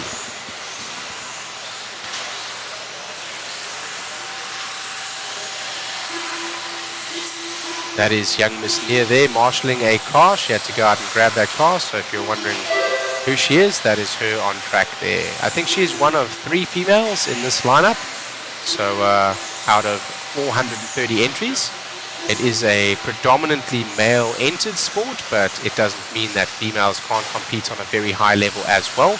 As I said, there is no physical ability that it takes in order to turn the RC steering wheel or squeeze the trigger. The car does all of the work for you. There is just a certain amount of technical know-how. Billy Womack now to the front as Andrew Lee is in the 2, Sitwell in the 3, so Womack on a charge. I think that's Womack as we go around the back there with the light blue front and white blue front and white back and white wheels. Going over the team associated double and comes down the start finish straight away.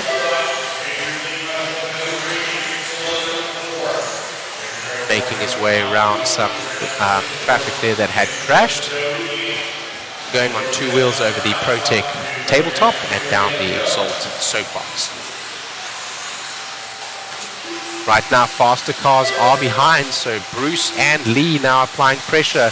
Bruce now squeezing out a 21.9. He is coming. Lee now also, Womack, they're going to be shuffling around. This is going to be really, really, really tight with 2 minutes to go. Each one of them now, more than half of the run down. They're all on a 13-lap pace. It's going to be super tight. We're separated by about 2 seconds from 1, 2, and 3. Calvin Bruce right now to the point. Calvin Bruce, I believe, is that buggy right there.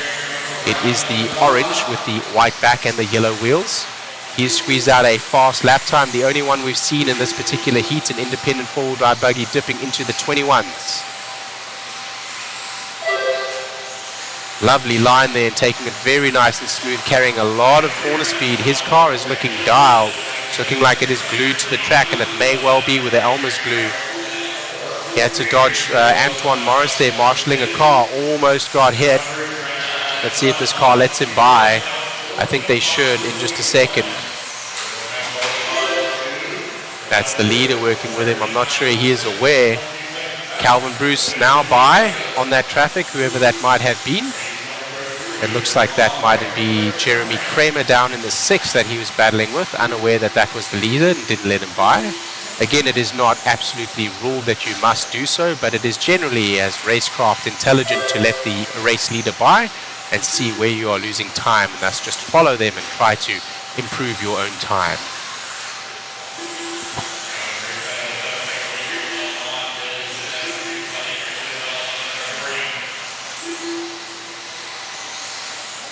What's that?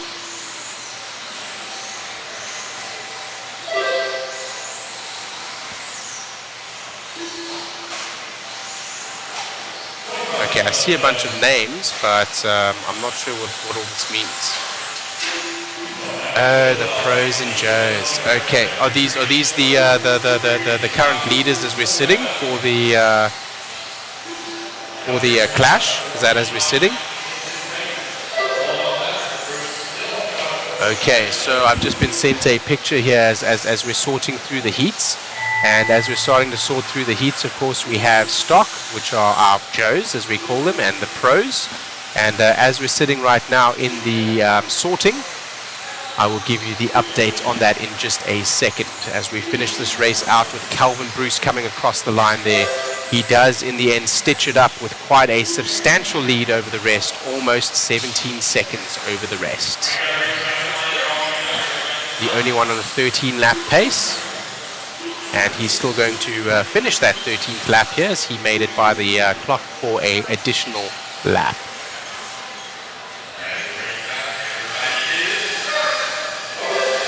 And that'll do it. So as we look right now at the pros and Joes as they have been sorted, so I believe that this is for, I'm not sure if that is the Clash of Champions necessarily for the Joes, but this is how they sit for the Joes. Doug. Go to an interview with Calvin Bruce. All right. You get the TQ, right? Yes. We'll go to an interview with Calvin Bruce, and then we'll update you on the pros and Joes.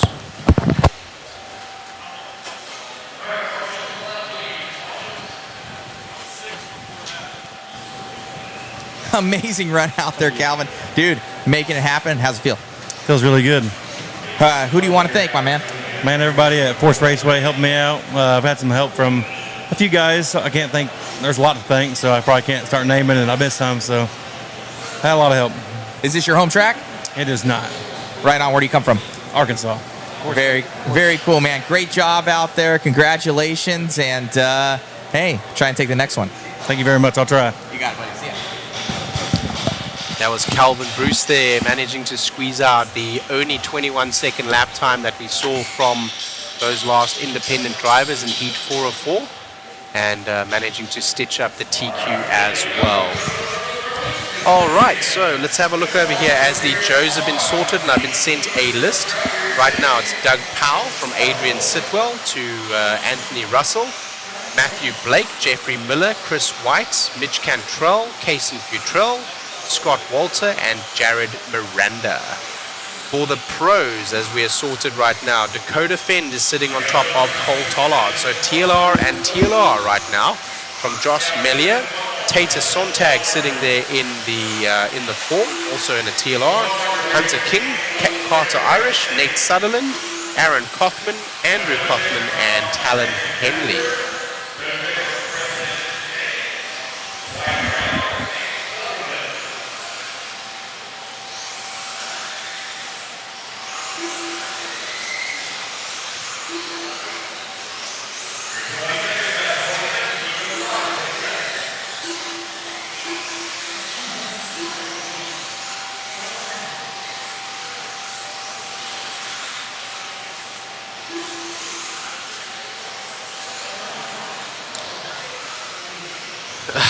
Fear the near.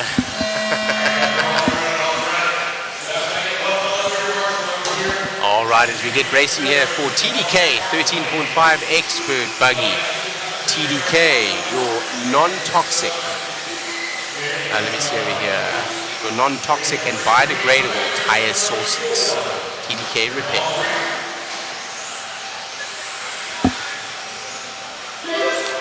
Hello from France, Mr. Mikhail or Michael Satori. I do apologize if I'm butchering your name there a little bit. Michael, I believe.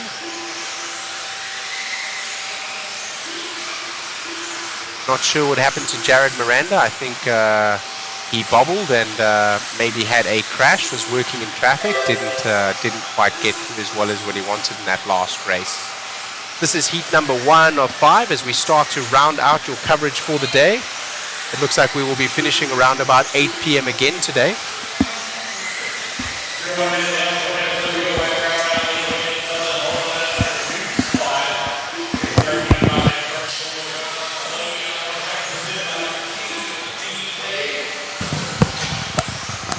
Alrighty, so local hero Nate Sutherland, he is right now in the 1. We're sitting on the static camera, I believe, though, Mr. Matt, after the interview, so we're still on the static cam.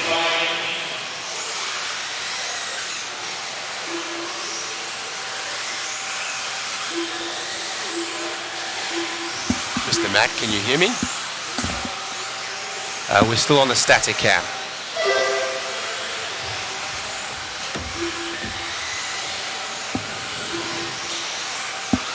Thank you very much. That is Nate Sutherland we're following around in the orange buggy and white wheels. It looks red on screen, but I can assure you that is bright, luminous orange. Looking very fast indeed. 13.5 Expert 4-wheel drive buggy. Looking very dialed and certainly looking very fast.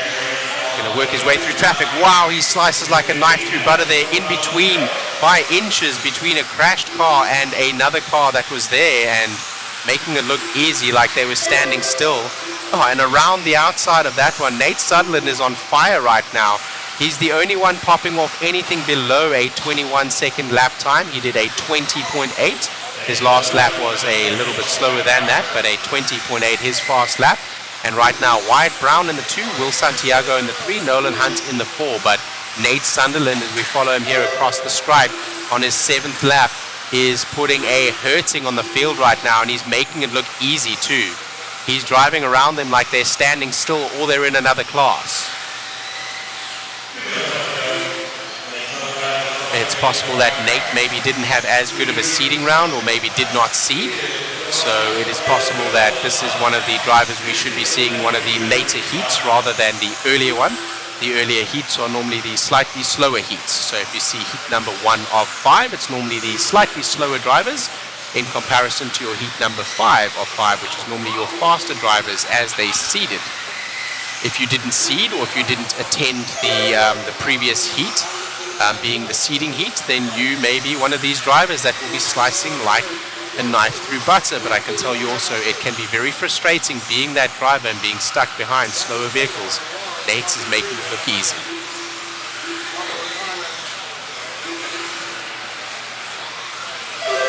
His car is looking very well dialed in, staying very well on all fours. He's taking very nice smooth lines. Lots of motor to boot as he's coming down the downside there on the phantom downside, getting lots of power from the rear wheels. Not able to triple though. These are 13.5s. They are expert buggies, but although expert doesn't make the motor turn limit any faster, these motors are not able to make that triple. Or if they are only just able to make it. Instead, they choose to double and single as they go through the Proline S's. We'll see the triple that I'm talking about right here. They're going to double and single. And across the stripe again. He's the only one on a 14-lap pace right now, and he is about a lap and 3 seconds up on the rest of the field. The rest behind on a 13.508. He is on a 14-lap pace, around about the same. 10 seconds left on this one as Nate puts a masterclass on the field here. Let's see if he can hang on to that and where he seeds. He's going to be interesting to watch as we go through the next couple of heats.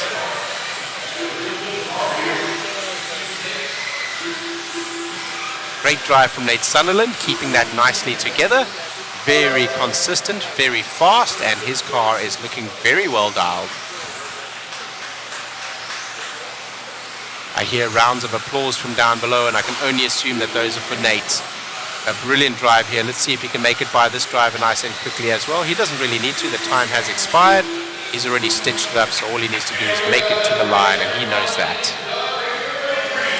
So that's a 14.502 to a 13.507, so that's a whole lap and 5 seconds faster. The third place only 3 seconds behind, so 13.510. Great run from Nate Sunderland. Let's see how that pans out as we go through the next couple of heats, and he is able to hang on to that.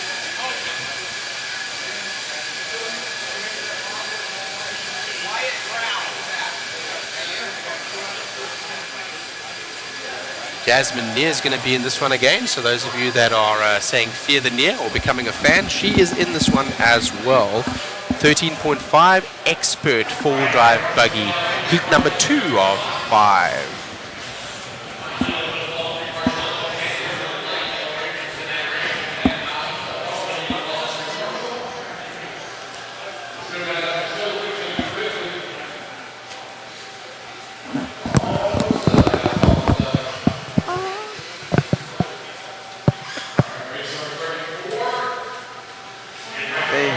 Jacket back on, bro. Don't get sick.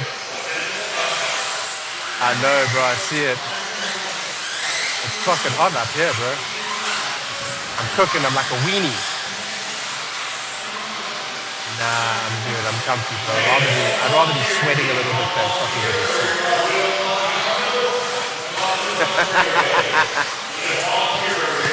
I don't know if I have any food left. Is there any food down there?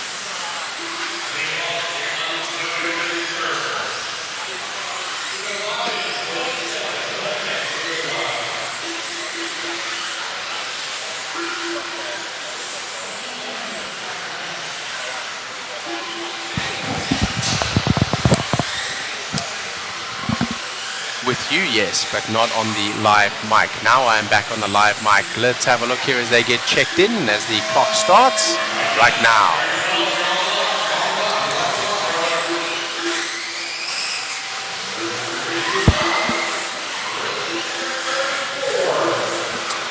So this is heat number 2 of 5, 13.5 expert two-wheel drive buggy, brought to you by TDK, safe, non-toxic and biodegradable tire sources.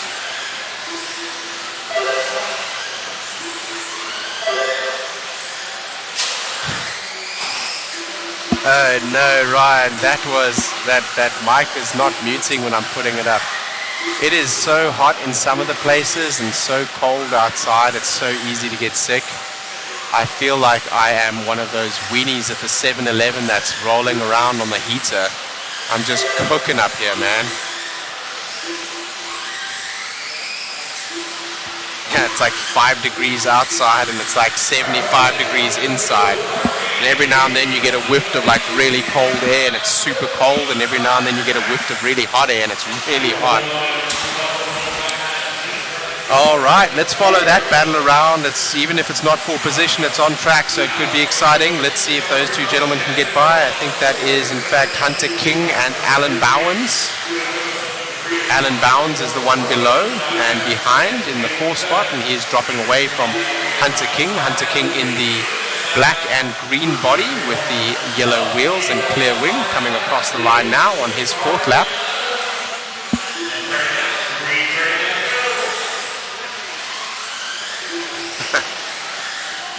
Oh man. Thanks for letting me know, Ryan. The mic was live. You guys were not supposed to hear that. This mic is supposed to mute when I put it up, but they could hear me. Oh. Well, she. All right, well, let's continue to follow Hunter King around. Hunter King now working with some traffic ahead. Not sure who that is. That looks like that may be Mike Thurhami. Mike would do well to let him by and follow him, see where he's losing that time, as Mike is in the 7 right now, and Hunter King running away with a 14-lap pace, looking like he is 17 seconds faster overall than Peyton James in the 2, Alan Bowens now in the 3, Michael Riley in the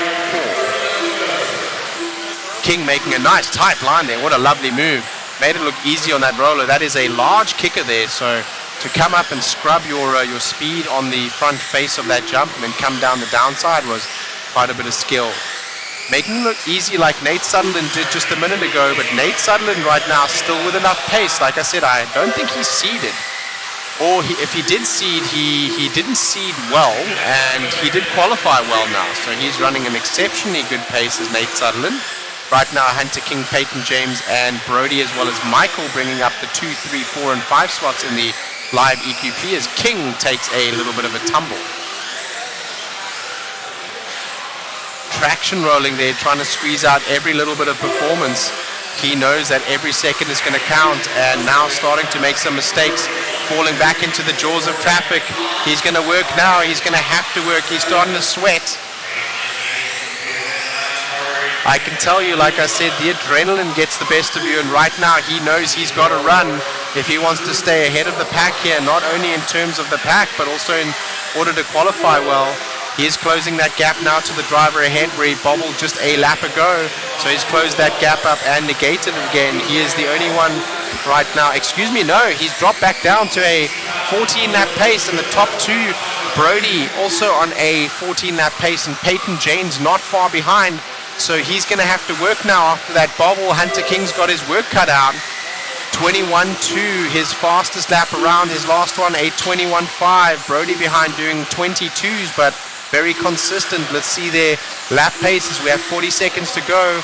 About 10 seconds separating them now. So yeah, Hunter King now, after settling down from those bobbles and finding some open track, is able to capitalize on his speed and consistency, and he's sitting right now in the 2 for EQP.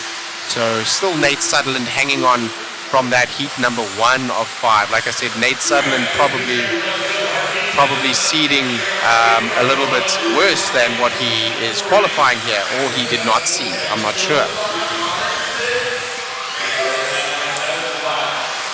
We've got, oh wow, we actually had a race added. We were 34 of 40, we are now 34 of 41 as Hunter King rolls over. Will Brody have enough to rob him at the line? That may have been about 5 seconds, 6 seconds on his lid. He needs 10 seconds, does Brody. And if Hunter doesn't bobble by the end again, he may have just enough to hang on. Let's find out at the line. And in the end, he does hang on. Yes, he lost about 5 of those 10 seconds. And in the end, the 14-lap pace was good enough to hang on for the lead. Nate Sutherland, though, still from heat number 1, is your live TQ. So we're going to stay with that, and we're going to see what happens in heat number 3 of 5, TDK 13.5 Expert 4-wheel drive buggy.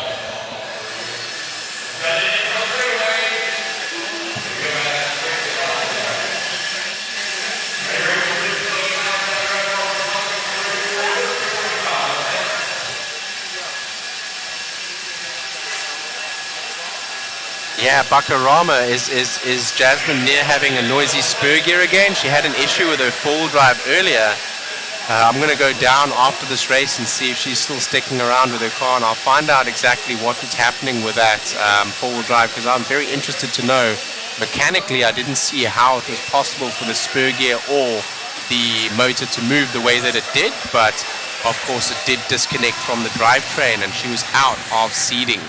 And qualifying now, it was making a noise again, but she managed to make it through, and no mechanical failure there. So heat number 35 of 41, TDK Expert 4-wheel drive buggy, heat number 3 of 5 for this class.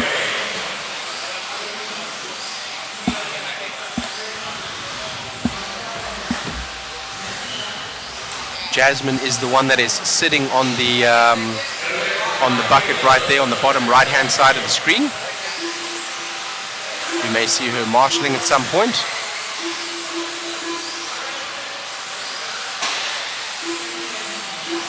As we get set up here, let's take a moment to thank our sponsors.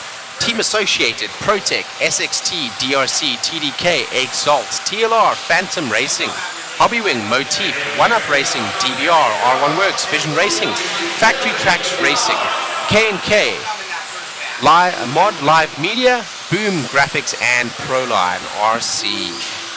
5, 4, 3, 2, 1. Loop is live.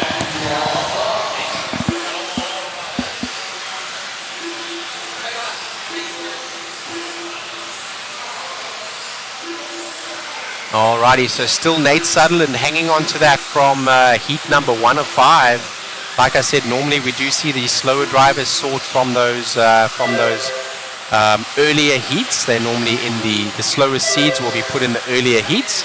And right now Nate has done well to hang on to that spot. Even coming out the gate with some pretty decent laps as they get started on 14-lap paces. Do all of the top 8 drivers so far, 14-lap pace. Nate still has enough to hang on to that current qualifying pace. Let's see how they do for the rest of the race. It's always easier to put down one fast lap right out of the gate when your voltage is high and your concentration is good than what it is to keep that consistency. But we do see a 21.6 coming right out of the gate from Nick Reppin. I think that's Nick Reppin that we're following right there with the blue body. He is the orange and yellow with the white wheels.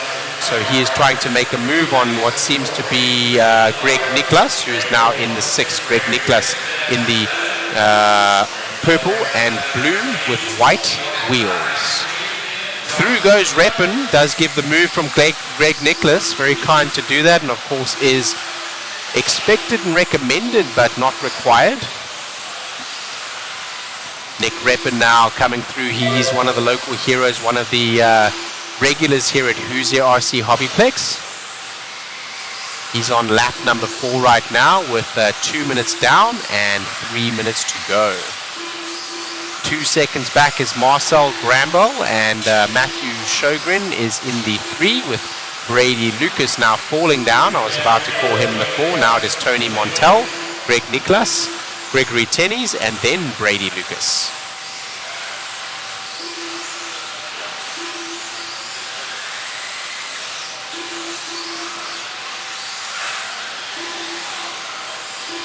Lovely to see all the races out here. 430 entries, over 200 drivers, and as many of you watching, thank you very much for joining us.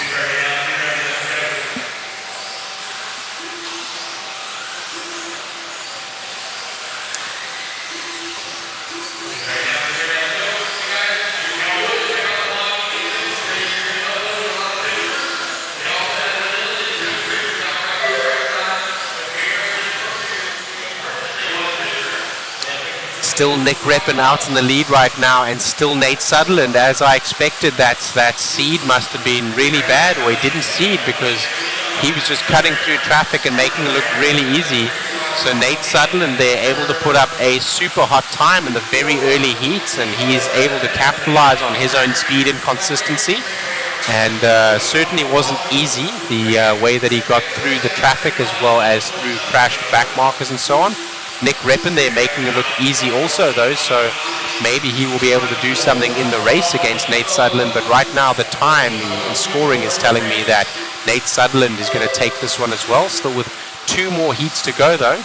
So Nate Sutherland still got some time to see if he's going to take that TQ in qualifier number 1, with some faster drivers in heat number 4 and even faster in number 5 to come.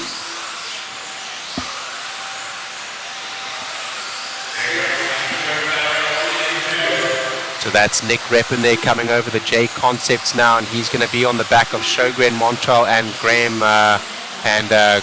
Bell in just a minute.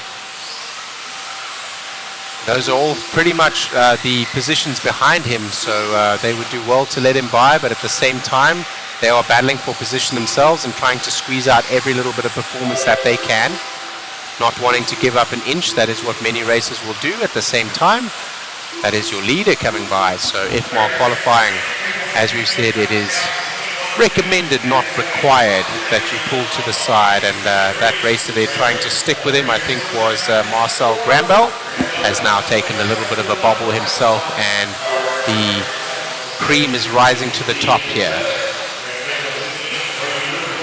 Nate Sutherland still sitting on top as your qualifier there, as your top qualifier right now.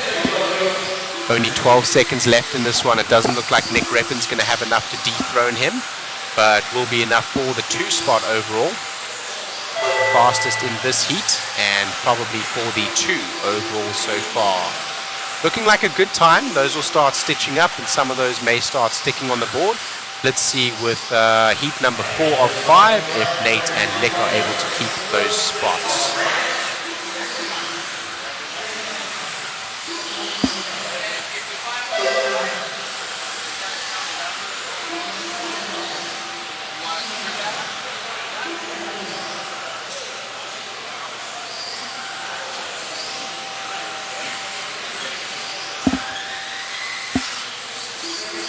.14.508 pace. He is in fact finished. We followed in for an extra lap, and that's going to be Nick Reppin from Matthew Sjogren from Gregory Tennies. Gregory Tennies looks a little bit like Wayne from Wayne's World, the X-Ray driver does.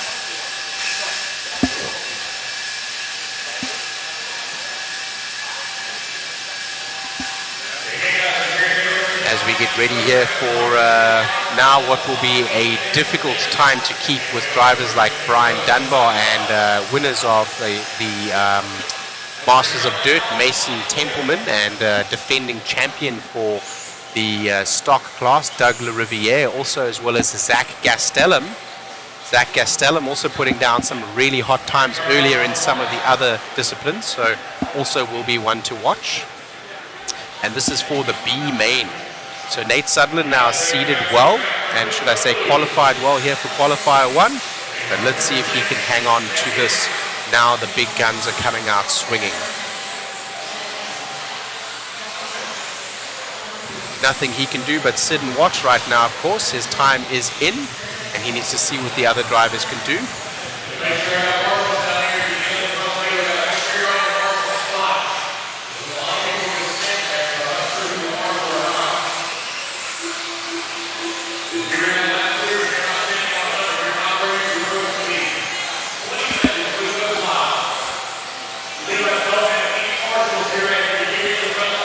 Some big names in this one, even though this is essentially equivalent to the B main for the qualifying heat. Dunbar, Damon Smith, Doug LaRiviere, Mason Templeman, Zach Gastelum. Clock is about to go live.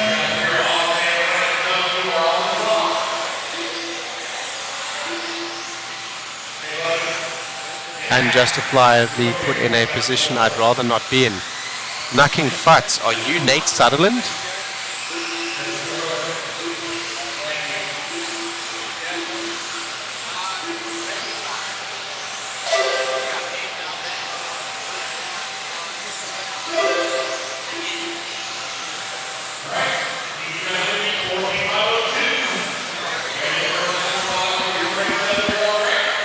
Coming out swinging right out the gate. Here comes Damon Smith. Like I said, they're starting to push down on Nate Sutherland now. Damon Smith, the only one right out the gate, though, that's able to put that time up. Doug LaRiviere sitting in the 3 spot right now for the overall, 2 on the track. And Brian Dunbar now in the 4 spot, 3 on the track. So they're going to have their work cut out here. Even the B main, it looks like Nate Sutherland is going to qualify quite highly, and he's probably going to resort into this B group, maybe even into the A group. Doug LaRiviere, defending champion now, bringing some pace out front from Damon Smith. Brian Dunbar looking good too, and Tyler Stanley also. Calvin Bruce bringing up the 5. Braden Bruce bringing up the 6. Larry Wright, then Braxton Hodgkins. Mason Templeman's down lower than what we expected. Colin Clark, and then Zach Gastelum also a little bit lower than what we expected. Nick Reppin and Nate Sutherland still looking good on their time currently against these, essentially the B qualifiers.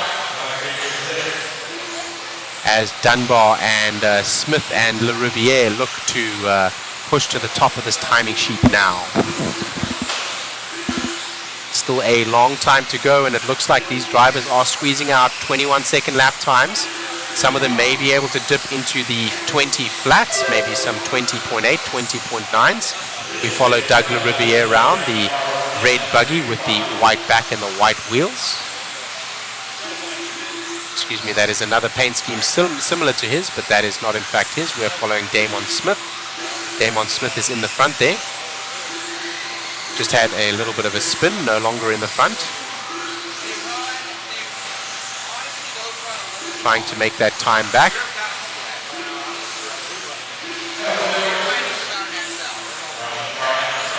It's looking pretty tight on track right now as we look at number 1, 2, and 3 all on a 14-lap pace. The lead on a 14.503, and number 2 and 3, Doug LaRiviere and Damon Smith, were on a 13.504. So not much separating them in terms of time.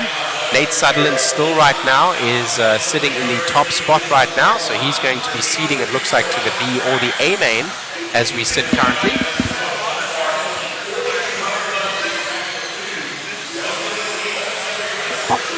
Here comes Doug LaRiviere. He's got a little bit of work to do for himself if he wants to make it into the A main. Right now, fastest driver of all on track, and fastest that we have seen if he continues on this pace. 1 minute 30 to go, so more done than what he needs to do. He's got the work in the bag so far, with Brian Dunbar also bringing a threat, and Damon Smith also pushing up. Damon Smith, a local hero here.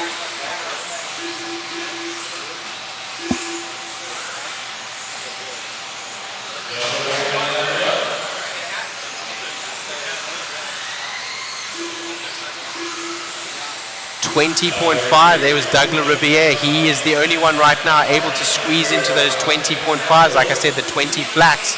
I was expecting maybe a 20.8, 20.7, and he's getting down to a 20.5. He's now able to stretch, and the only one able to usurp Nate Sutherland so far. So with that being said, Nick Reppin also still hanging on, but also being usurped by Damon Smith and Brian Dunbar.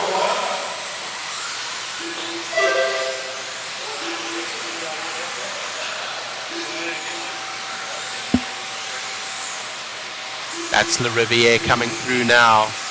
I believe that was Calvin Bruce maybe just behind him now that he had let by. We come over the team associated double onto the start finish straight away. JConcepts kicker into the SXT double. A little bit of a wall ride there from Doug LaRiviere. I bet Nate Sutherland is watching this right now. If he's not, he should be, because he should be licking his chops in terms of where he qualified. He's looking very, very, very good. A quick heat. Let's see if LaRiviere has enough as he goes over the line, and the time is expired, but his clock is not, so he'll continue for one more lap. Right now on a 14.502 lap pace. Nate Sutherland still with enough to hang on to the 2 spot for right now. Here comes Damon Smith, though. Damon Smith turning it on in the last couple of seconds. Let's see if he can finish strong. Can Damon Smith and take that 2 spot from Nate Sutherland, who still hangs on to the overall 3.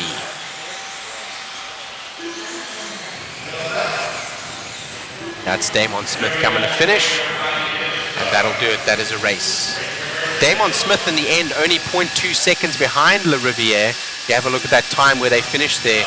A 14.502.2 and a 14.502.4. Very, very, very close, and only 2 seconds behind was the next driver down. Stepping up to heat number 5 of 5, now the fastest of the drivers as they seeded. Talon Henley, the son of owner Eddie Henley, is in this one, and he has been a force to be reckoned with. So let's see how he does here in the 13.5 Expert 4-wheel drive buggy, brought to you by TDK. Safe, non-toxic, biodegradable tire sources. Sammy Moran is in this one as well. He'll be one to watch, as is Ethan Hodgkins.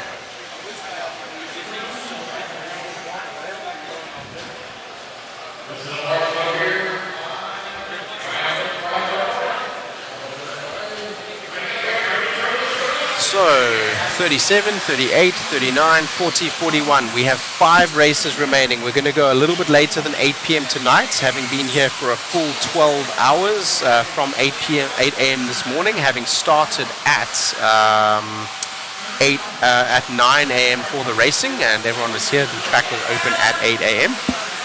9 a.m. the first heat had begun. So we will finish around about 11 hours, and that is for two rounds. Essentially, we're going through a seeding heat as well as one qualifier today. Everybody is checked in, so let's see how they go in this heat, and let's see how Nate Sutherland, let's continue to watch him to see if he can hang on to what will be a top 5 spot to sort into the A main.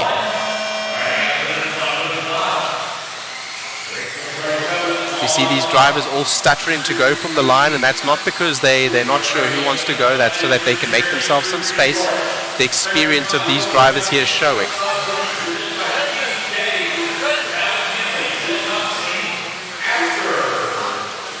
Let's go ahead and follow Talon Henley around. He's in that 2 spot right now on track.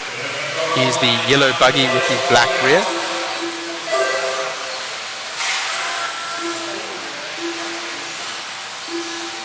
Over the Protec double into the S's. Here's the green buggy with a blue rear.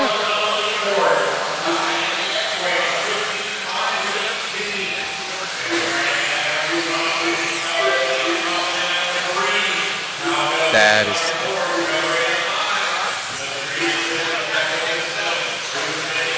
Alrighty, as we follow Talon around, let's see how he does here on his father's masterpiece. He's struggling a little bit of traffic right now. Does make it by there on who seems to be Kai Goff. Henley now is in the 9 spot. So after 3 laps, we're going to go ahead and sort and look for Kai Goff. I think Kai Goff is that white buggy with the yellow wheels making his way through traffic there. That's Sammy Moran, excuse me, Sammy Moran. No, Sammy Moran's got... Is he running a practice body? Ah, I see.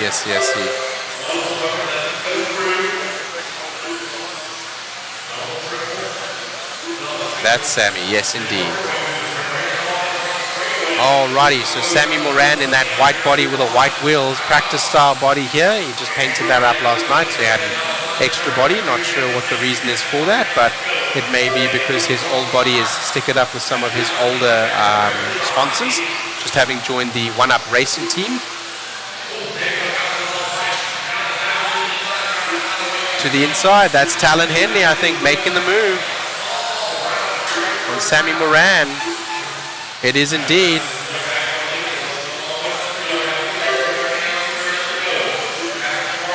That was Sammy Moran being passed by Talon Henley. Sammy right now still in that top spot, and right now Nate Sutherland is no longer in the top 5, so it looks like he's going to sort to maybe the B main, but that's great to come out of what would have been the E main sort.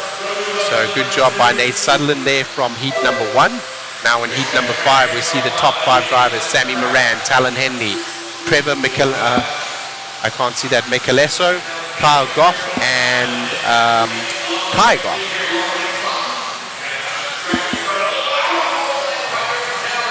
A little pipe there from Talon, and Sammy Moran and Talon are on track and they're battling. Talon Henley right now needs to make up more time. He needs to stretch the lead out. They're inverted on track as they are on timing. Sammy Moran is behind, so all he has to do is hang on to the back bumper of Talon, and he will have the TQ here.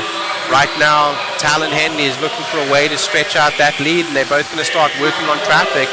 They're going to need to get by. That traffic ahead is... I'm uncertain who that is. It might be Justin Green. They're closing up on him pretty quickly.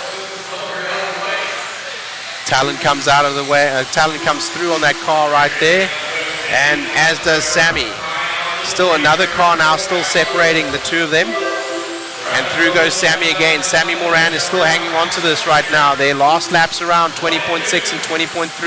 Henley now picking up the pace, getting ready to stretch. 0.3 of a second on the last lap. He has been in the lead, but that last lap there, and Talon starting to stretch his legs. And as they go through the traffic, faster was Talon Henley than Sammy Moran. A little bit of a mistake from Talon, and I think there with 45 seconds to go, that'll stitch it up for Moran. He's going to take this He's going to take this TQ with barring a failure or a huge mistake. So he just needs to stay calm, and he will do. Does Killer Moran. Sammy the Killer, Soft 7 as he is called. I don't know why that is. No one has told me yet, but they told me he has many nicknames, one of which being the Killer. A little bit of a bobble there. Does give the space back to Talon, but I don't think that's going to be enough. Talon needs more than 2 seconds, and that will probably only give up about 0.3, 0.4 of a second. 6 seconds to go. They're going to make it by for one more lap. Talon's not going to give that place up because he knows he needs to stretch a lead out right now. He's going to hope for an error from Sammy Moran. Moran's just going to hang on to the back of that and try to stay as clean as possible. With traffic ahead on Talon, he may not have enough to get this TQ in Q1. And at the line, in the end, Sammy does get it, and actually Talon, having lost a little bit of time, gets pipped by Kyle Go and also Kai Goff, and Talon ends in the 4 spot, but sorts for that A main, and that is an exceptional result. Sammy's not even done yet. He got by for an extra lap. Track is still hot, and now Sammy Moran is coming over the line.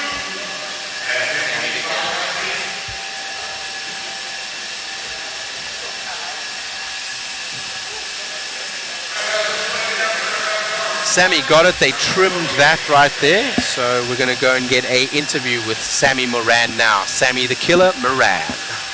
Next up, some pros coming up. Well, Sammy, dude, it must feel good. One-up racing this year, switching everything up. Got the team associate ready. You got Brent over here. And, dude, full mod puck system.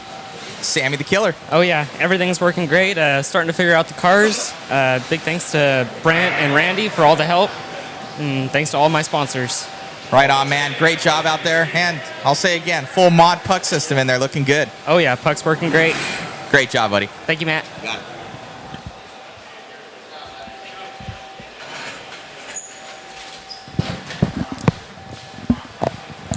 Sammy, another young up-and-comer, just signed there with One Up Racing, and many more years of racing for the young gun to come. Well done. What a race.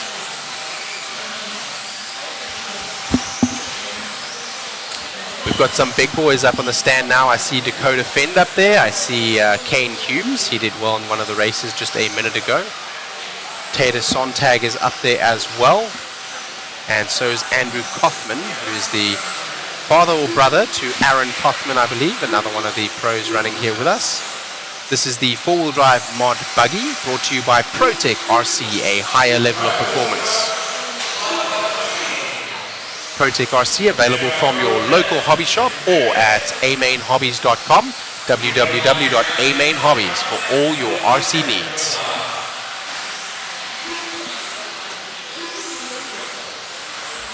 Yes, Big Buck, Sammy Moran is running the mod puck system in his car. Yes, he is.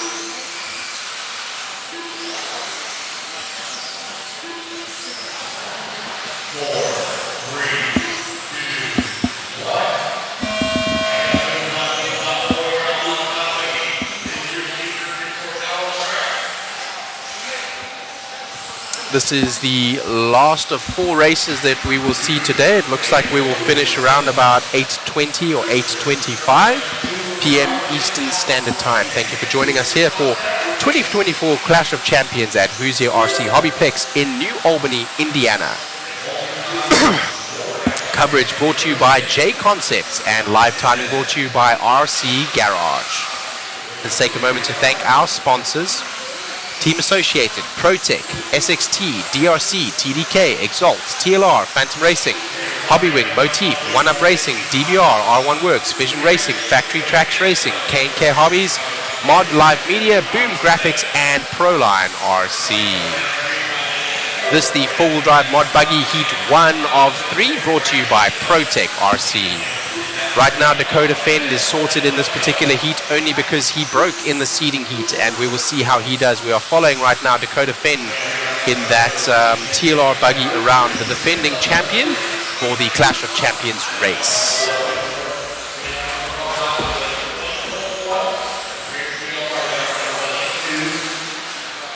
We had a bet going here, did Matt and I earlier. Matt saying that seeding lower for Dakota and those knowing that he may be fast, they will let him through. We will see how that does in terms of his sort. Tater Sontag also in this one, surprisingly. And as we've mentioned, as we've been going through the day, heat 1 of 3, thus the slowest seeds. Doesn't mean that Dakota Fend is not a fast driver. He's an exceptionally fast driver, probably one of the fastest out there. And right now he's got some work cut out for himself if he wants to seed in, or should I say sort, into the higher groups as he goes into qualifier 3 right now. Qualifier 1 and 2 he will run in this heat 1 of 3 for four-wheel drive mod buggy.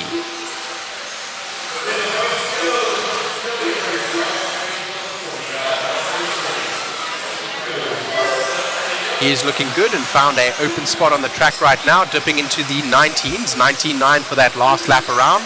They're extremely fast. Let's see if he's able to make his way through the traffic and how respectable the others are in terms of helping to get out of his way. So far, that is ringing true, Matt. They are certainly shaving seconds off their lap times, not just tenths in order to get out of the way. They definitely don't want to impede the current champion from defending his title. Last lap around at 20 flat, so very consistent and very close to that 20 flat right there. Right now on a 15 lap pace. 15.503 so far, consistently also. It looks like that one was close to a 20 point sum also. Let's find out the last lap around. Timing and scoring, he may even get by the line before we even get to see that again.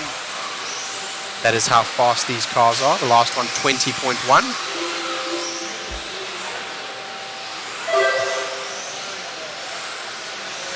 Still following Dakota Fend around right now. Tony Meintel in the 2, Billy Hayden in the 3, Tater Sontag in the 4, Matthew Sjogren in the 5, Riley Becker in the 6, Dan Miles in the 7, and Kane Humes in the 8.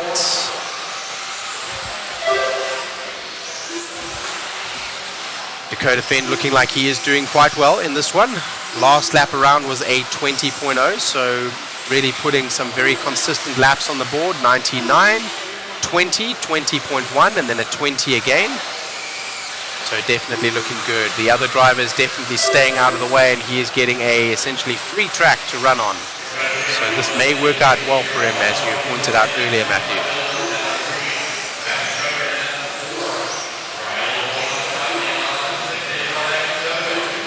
Right now with 50 seconds to go, you can see the battery is starting to lose a little bit of voltage, and they're only just able to make that triple. Even Dakota himself, with the fast laps that he's been able to pull off and the exceptional traction that he's getting out of that buggy. Let's see here as they go by again. Still able to triple and still able to get to the downside quite cleanly that time as he comes across the line again. 13th lap right now, Dakota Fend out front with a commanding lead. 19.8, that's his fast lap right now. That last one around was the fastest. So he is now starting to try to stretch his lead a little bit over this field, but also put in the fastest time possible so that he can try to sort for qualifier number 3. We will sort after qualifier number 2. A little bit of a bobble, the only one that we've seen so far. Maybe only a tenth of a second lost there as he bumps off the pipe and falls back. and starts to accelerate again. Looks like this lap maybe will be at 20.2 or something like that. 20.6 actually, lost a little bit more time than expected, about half of a second there. So still on the clock right now, and one last lap to do as he makes it through on traffic. So far, bar that little touch on the pipe, a perfect run. So let's see what the rest can do about Dakota Fenn now as we go to the mod four-wheel drive buggy heat number 2 of 3. Faster to get by, as we said, it's recommended but not required to get out of the way. There was less people in that one. I think only 8 drivers in that one, allowing for a freer track, and several drivers taking a nice dive to the outside, not shaving tenths off their lap times and making space to let the driver by, but rather taking seconds and making sure they're completely out of the way to give Dakota the perfect line through those corners. So Dakota Fenn currently is sitting in that top qualifier spot. Let's see what Heat 2 can do about it as we go into Heat 3 as well next. Heat 3 being the fastest seeding pros. Right now we have some good drivers in this one as well. Aiden Horn, Matty Gonzalez, Paul Ciccarello is in this one. So, and Aaron Kaufman too, we mentioned earlier.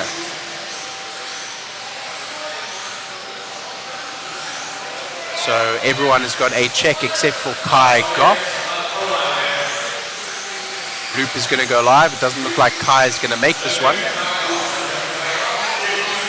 Lance has realized that there is no check from Kai Goff, so we may get just an extra lap here just to see if Kai is going to get onto track. It doesn't look to me like he is on the driver's stand nor on the track right now, so only 8 drivers also in this one.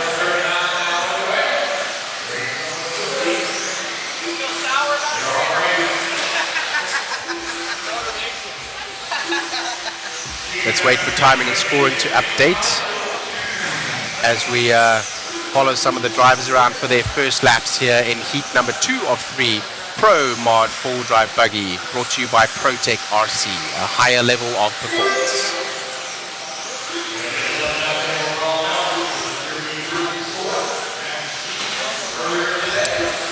I think that's Matty G that we're following there in the red buggy with the yellow back and the yellow wheels. No, he's in the green, excuse me. Yeah, he's in the green, yes.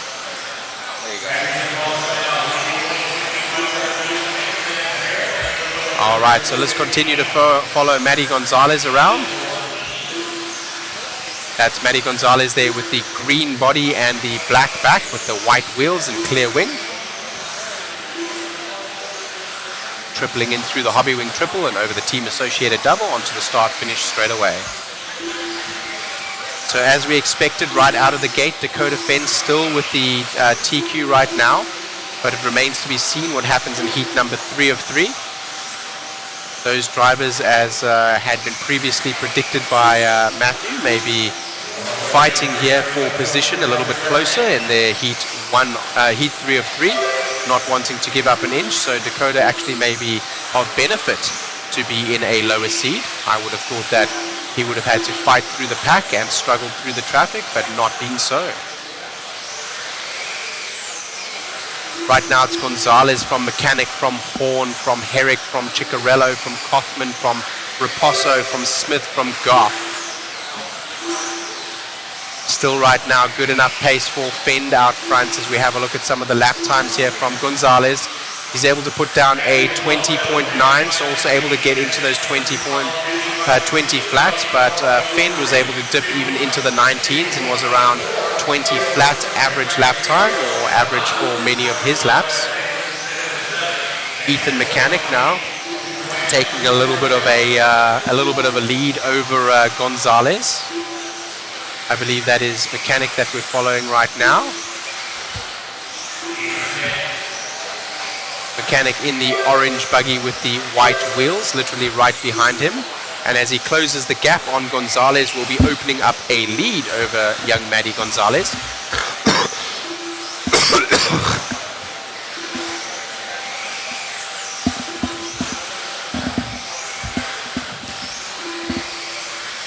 For those of you that are following, we're using F-bar qualifying here, so it is not heads-up format. That means that the drivers on track are racing for the fastest time around the track for the most lap possible.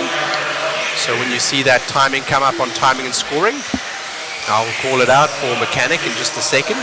So he's on a 15 lap pace in 5 minutes and 14 seconds, and only 1 second behind Gonzalez, who is actually ahead of him on track as we're watching those two run. So that green car needs to stretch out a lead of 1 second over the orange one behind.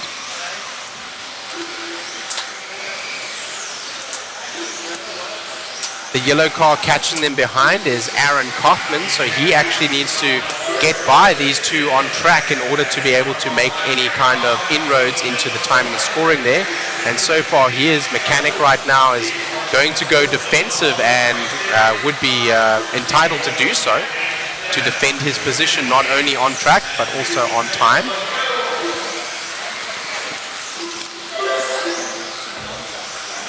So right now it looks like Mechanic is going defensive. He just needs to hang on to the back bumper of Gonzalez, and he needs to keep Kaufman behind him.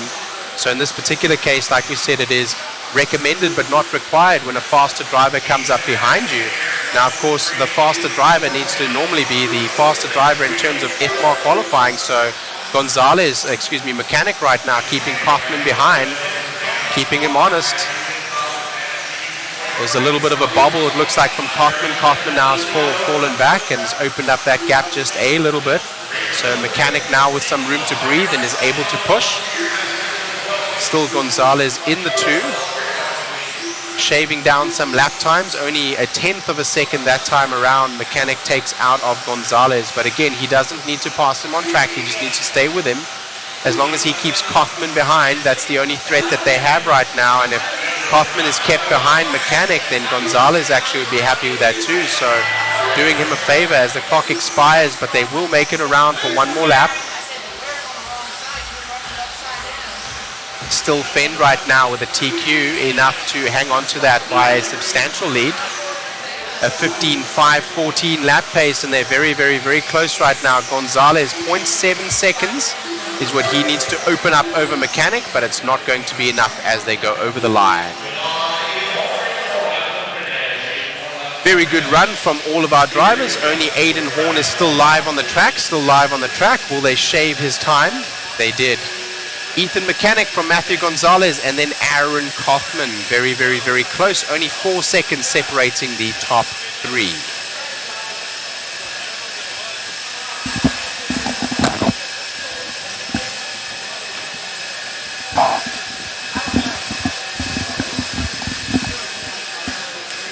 All right, massive names in this one, all the big boys. Chase Lemieux, Spencer Rivkin, Joe Bornhorst, Davey Barter, Ryan Cavallari, Brock Champlin, Dustin Evans, Cole Tollard, and Tom Rinderkent.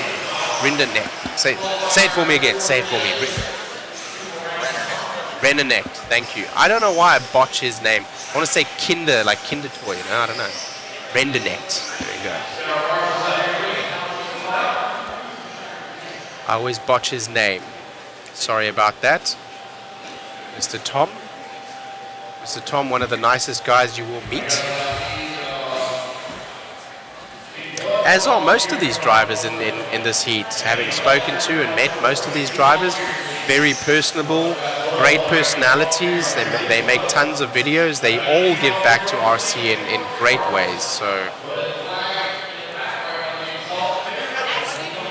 X-Ray Boys 1 and 2 there, sitting in the red and white.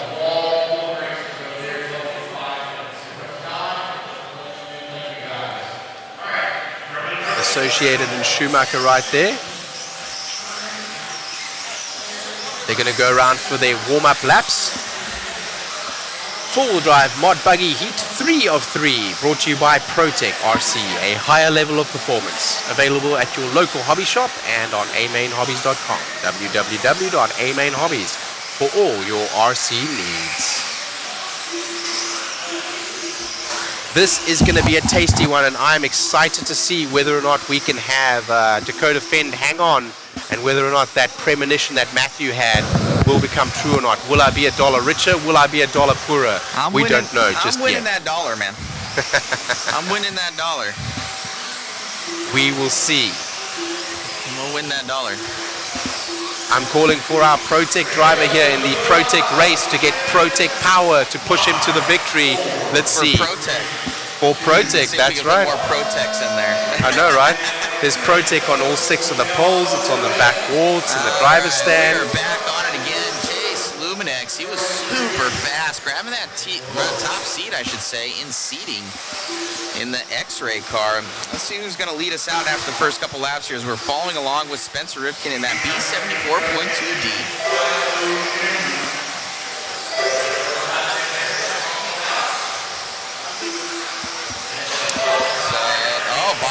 Davey Barter coming out swinging right there with a 20.3.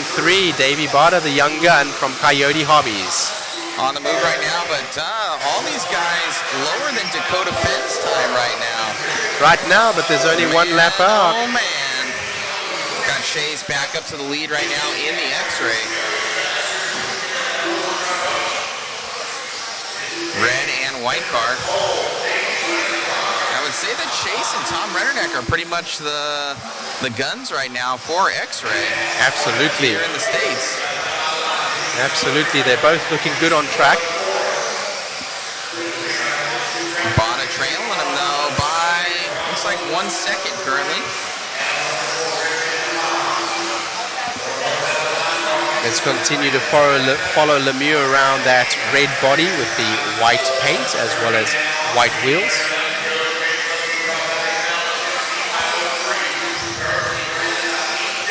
Lemieux right now with a small lead, about 1.2 seconds over Davey Barter.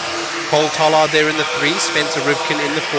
Ben still right now with the TQ pace, enough to hang on to that as they're running.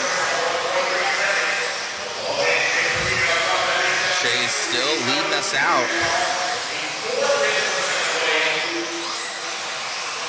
Let's see here. I can actually give us those times that they're on versus Dakota. Give me 1 second. Thank you.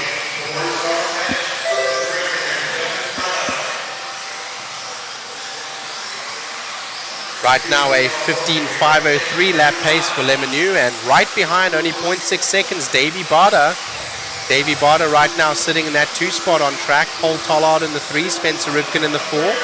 Brock Champlin now has dropped to the 5, Bornhorst in the 6, Cavalieri in the 7, Evans in the 8, and in the 9, Brindeknecht. I think I got it that time. Maybe.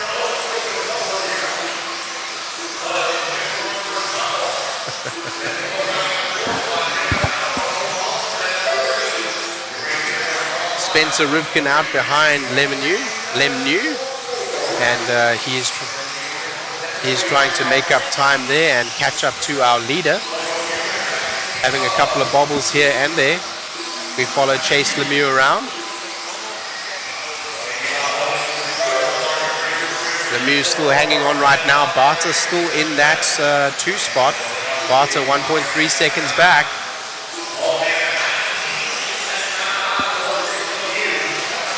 Of a second back now for Bada on Lemieux. Lemieux right now with those last laps, the 19.8 that he pushed is going to start stretching a lead just a little bit. But Barter looking very consistent, 20 flats, 20.1 and 20.3 consecutively. So very fast laps from Barter, very consistent out in the 2 spot right now.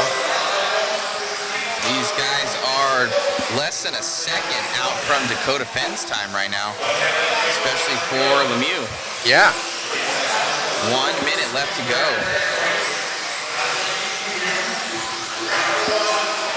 I'm telling you, man, you can get a fast run in a lower heat. That is impressive. That is impressive. Down that straightaway here. Now we are on Bada in that P2 position. He is 0.4 of a second back right now from a Chase. Let's continue to follow Bada as he just shaved 0.4 of a second off in the last 2 laps. Looking very consistent. Nice whip in the air there.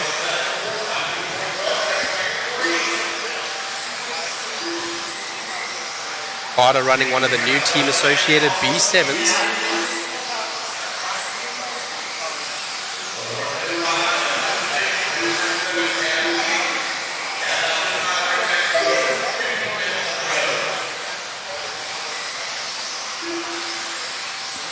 Transfer back over to Chase.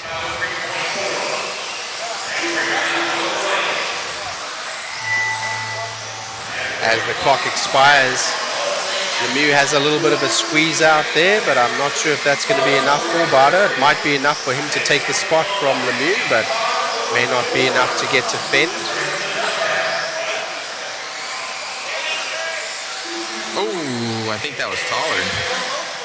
Whoa! Oh, no! Let's see here at the end. Oh, a couple bobbles. Lemieux's trying to squeeze everything out and had a He was couple of already bobbles done. there. Oh, he was? I do believe so. Okay, yeah. Barta very close to the end, only 0.4 seconds Are behind. you going to grab that one? 15.504, but I do believe that Dakota Fenn is still grabbing that one. You owe me a Coke. I'm $1 poorer today. Yes. Let's see if I can grab that.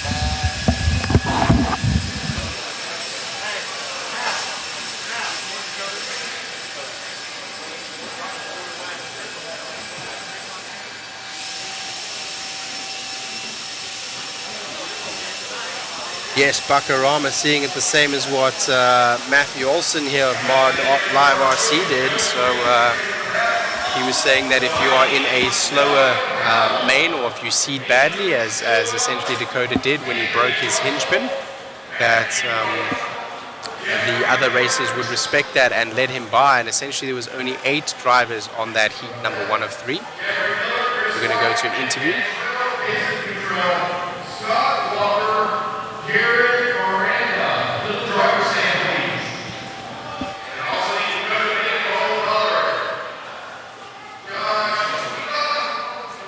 Oh, that is what we added. The Pros and Joes TLR Mini B race is what we're going to be doing.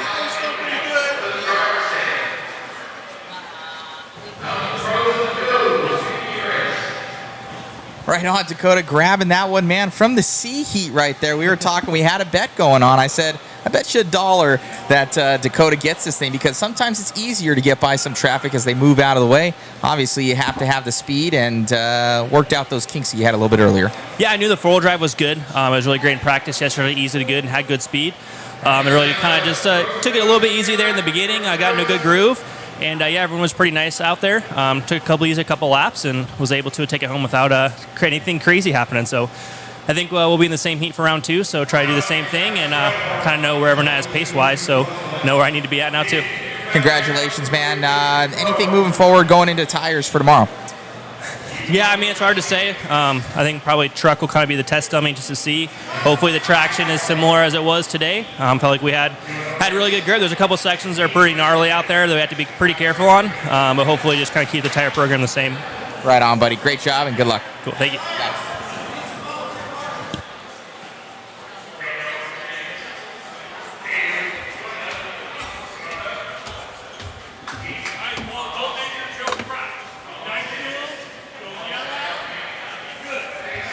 All right, so Pros and Joes here. This is what they were talking about. This is a Mini B race, and those were the entrants that they gave us just a minute ago that had been texted over to me. So we will see these names coming up.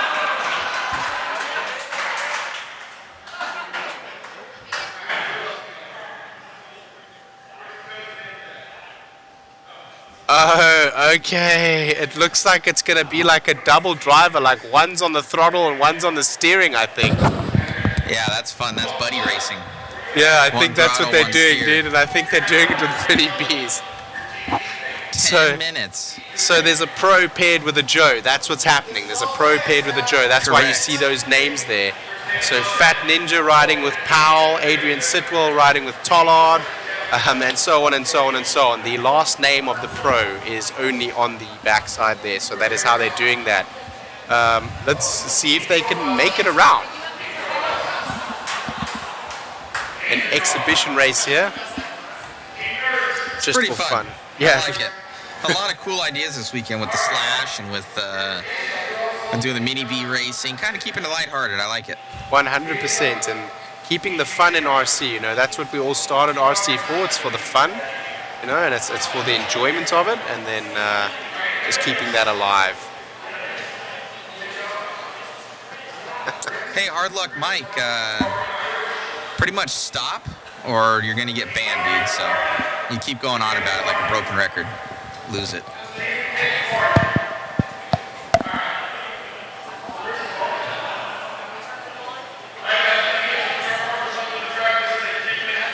This is going to be a fun one, Shane. Yeah. What's this Mike guy doing? I ain't seeing nothing. Dude's just a tool.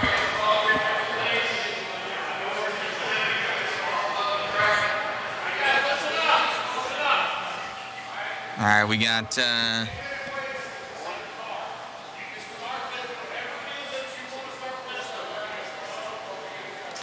Yeah, you might not be saying anything pretty soon, hard luck, Mike. You might have some pretty hard luck there in just a second. You're just a click away from having very hard luck. You said it 3 times, and we've ignored it all 3 times.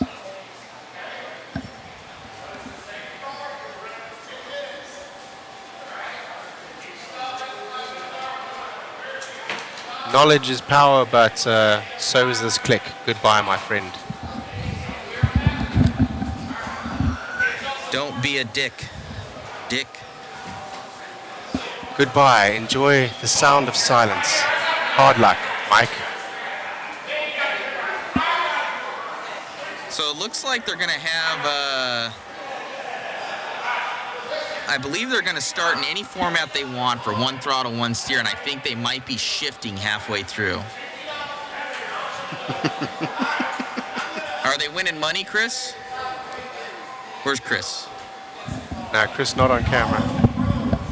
Okay, he's finding out for us. He's finding out for us. $50 on the line is what I'm hearing. Ooh, baby, that's big money. That's $49 more than I've won from Shane today. Or a Coke. I'll also settle for Coke, Dr. Pepper, Sprite. Yeah, don't worry. Don't worry, cichlids. We'll put that He's dollar gone on now. ping pong table tonight.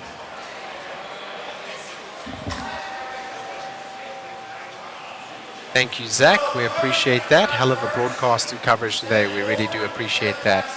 Live coverage brought to you by JConcepts from Mod Live Media. And with scoring and timing brought to you by RC Garage, RCGT. Man, oh man. Yeah, special thanks to RC Garage, guys. All their graphics and all that stuff where you see the photos and everything like that showing up. It's all thanks to them. So thank you to my boy Andre and RC Garage, rcgtiming.com. Go check it out. Go claim your profile on rcgarage.info. You will be there, I promise you. Great website. They scrape all of the timing and scoring websites.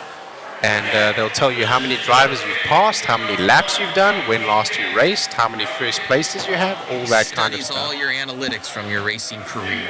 Yeah, let me see what mine says after this race. Shane Moton. I used to be decent. These things are pretty sweet. Look at all these little mini bees. They're really cool little cars, man. I like them. You know what? They handle really well. I'm super impressed. Chris getting a nice shot of everything.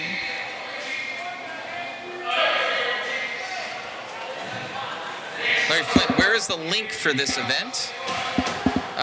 You can go to liverc.com and go to the live there, and they'll have a lot of the information, I guess. You can also go to Hoosier RC HobbyPlex on Facebook and find out a lot of information.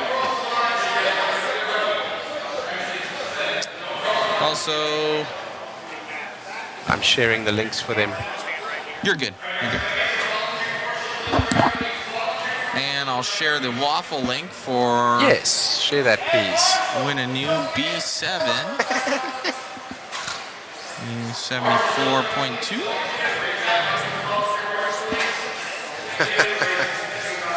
Jason's brave being out there with these guys on different throttle and brake, man. Yeah, they do. So I heard they're brushless. These things are going to rip. They're fun, dude. 1 throttle, 1 steer. Okay. Would have been better if 1 throttle, 1 steer. reverse. So are all the pros starting first, then the Joes are going? So they can decide which one goes. Okay. It's a 10-minute race.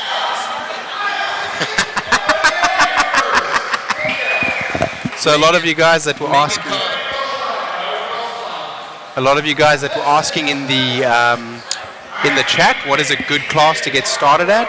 These cars are incredibly inexpensive. Their performance is great, and they're basically a shrunken down version of a full buggy. So this is often a very good class. They can run on 10 scale tracks that we will see run at many different locations as we do with the tracks and slashes. The little bugs. The little bugs is what Megan calls these guys. That's all, hun. Just the little bugs. Watch this. These things are pretty good. Yeah, they're fast. I wonder what their tires are like. None of them are set up on their tires, so it is quite a tire game here today. So I don't know if they're able to sauce them. I don't think so. I think these things are box stock. I think they just whipped them straight out of the box, dude. They're brand new. There's no ride height adjustment. There's nothing. They couldn't touch it. They just get it. They're trying to burn out the tires right now. Look at them starting nose to head right now like a snake.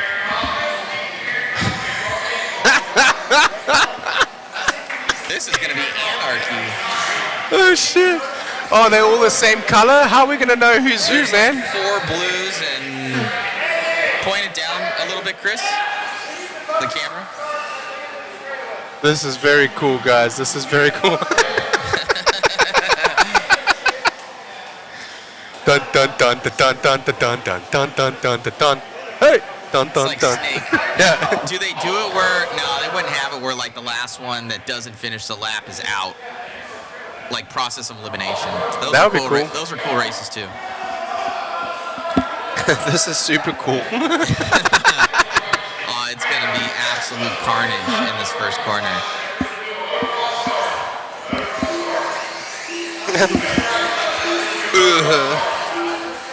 They're going to do a motocross start. Do these things have transponders? How do they know who is who? They must have transponders, right? They got transponders.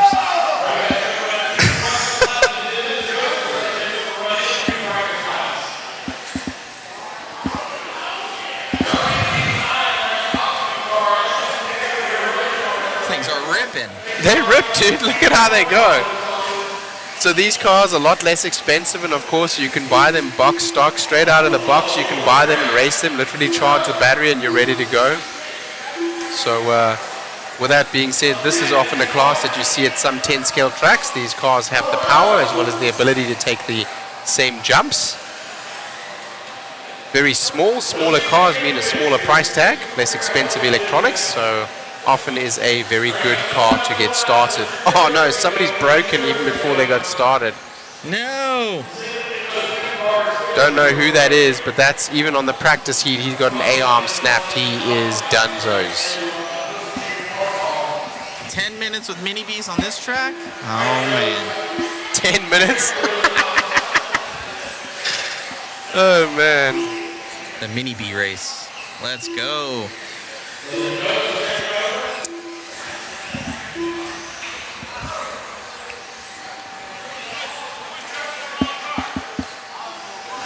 They've got reverse too, bro. This. Uh-oh. I think I see another one.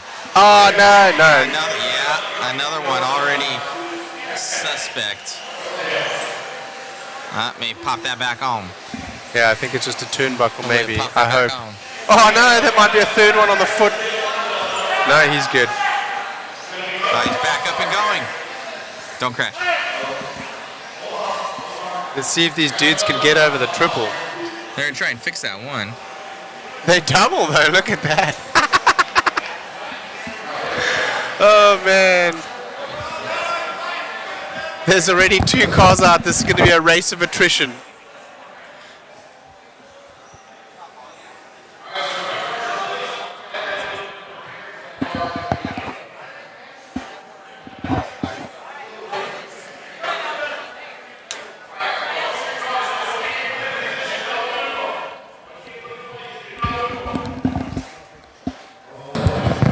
Alrighty. Oh, Supercross start. Alrighty then. Let's get ready to go racing. Ultimate battle. This is what everybody actually came to see.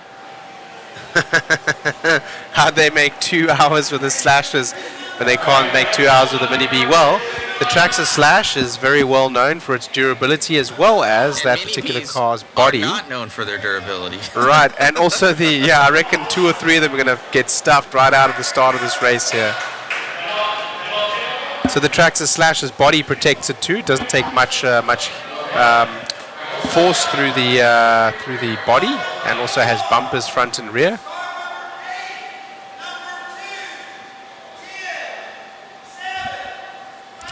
He's naming them off because they don't know who they are. Woo, they made it. I predict 2 cars exit the race before corner 3.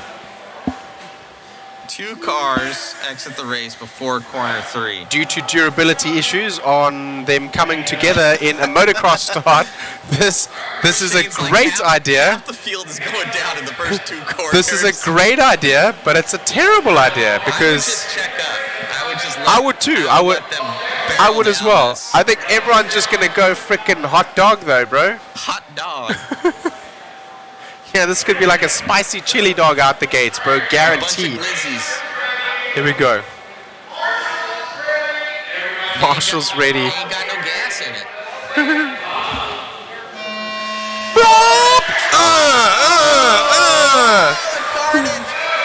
What did I tell you, bro?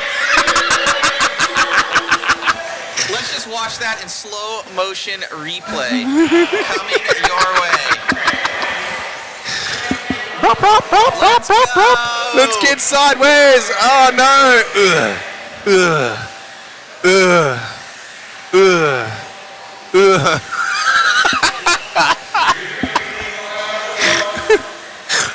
Absolute devastation. Did they all make it though, dude? I was wrong. Nobody shredded, dude. Nobody broke.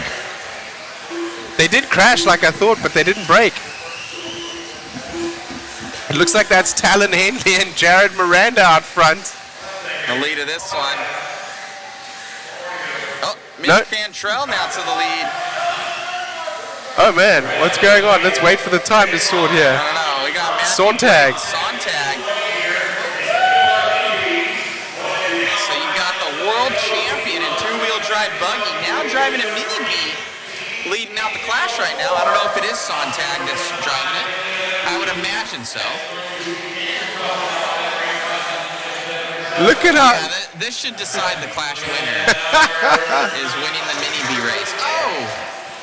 Look at how well they get around the track with these Mini Bs, man. They're freaking good. They're pretty good. They're amazing. Brent Clayton, is the raffle still open? Well, of course it is. The raffle will be open all the way through Sunday. $20 a ticket, and we have many, many, many prizes. We'll be updating all of them tonight.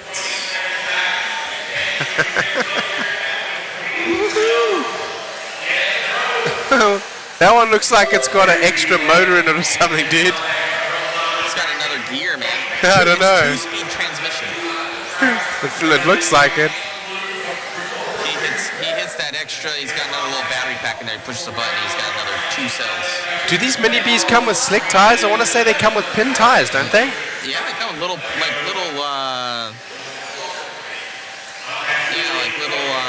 barcode tires, I think. Oh, really? I think so. Or barcode style. Yeah. 7:30 left, so at the 2.5 mark, I think they switch. Which is now. Well, at the 5-minute mark, I should say. So another 2.5 to go. Somebody's stuck there. They can't get their reverse gear engaged. Eddie Henley's going to run up there and get him. Reverse gear engaged. Rop, rop. Sontag down the straightaway. I love these kind of races, man. Mini Bs. Battles on the track. Tamiya Euro truck. Up and over the double, Chris, onto the straightaway. This is a battle. Onto the straight. They're gone. Complete anarchy behind here. Someone pop that back on. Yellow wheels for the win, he says. I don't know who's who, bro. I can't tell. But right now, Sontag and Fend in 1 and 2, Tollard in the 3 with their Joes, respectively. But right now, the Joes are going to be taking over the steering here in about a minute 30. It looks like they haven't changed drivers just yet. We need to do we did this for Mini Z. We need to do a Mod Live Media Mini B race. That'll be cool. I'll talk to Eddie about it. Or all of us, like, we'll do a Mini B race, son. Yeah, Megan says yes. We'll talk to Lance. Lance will drive the full, like, crew. The only one that would have the advantage is most likely Chris. You've been on the track. No, he's been on the track. You've been on the track. That don't drive. I'm going to go and buy some Mini B tires and start sourcing them up tonight. You're bagging up. You're in the Airbnb scuffing tires. Going down, Matt. Start shaving your pinions and your spur gears down. Start loosening up your wheel nuts tonight. Yeah, source your tires with diff oil. Got SXT on there, man. I know, right? All right, we're almost coming to that change point with 25 seconds left to go. And here comes the remote change now. Let's see the driver's stand, man, in about 10 seconds. Gonna do the other camera there so you can show the switch. Yeah, we're gonna see the switch. Here's the swap, here's the swap. The swap is live. They go quick. All right, and they're racing again. Let's go. All right. 4:45 to go. Now the Joes are up. It's up to them. Sontag taunting the other drivers on the driver's stand. Oh man, the Joes now have all the work to do. I feel the pressure for Matthew Blake. He's going to have to hold on. If he can't, Sontag is going to be bummed. Oh no! There he is. He's doing pretty good. He's doing pretty good. 22-second lead. But is it Doug? Oh, Doug Powell's quick as all get out. That's Fat Ninja. Super fast he's Fat Ninja. That's what they call him. Super fast in 21.5. He tells me, he's like, I got that Mod Puck system in there, man. That thing is a beast. So Powell, very quick. So he might be able to make up this 20 seconds. Yeah, he's made up a lot. Look, he's 17 Matthew now. Blake. He's only 17 down 17. now. So that's 4 seconds right there. So let's see. 4 seconds over Coming 1 on minute. by. It's going to be tight in the end. I think it will be. Where is Doug? Doug's got a chance, and he's got Dakota Fenn on his team. So man, oh man.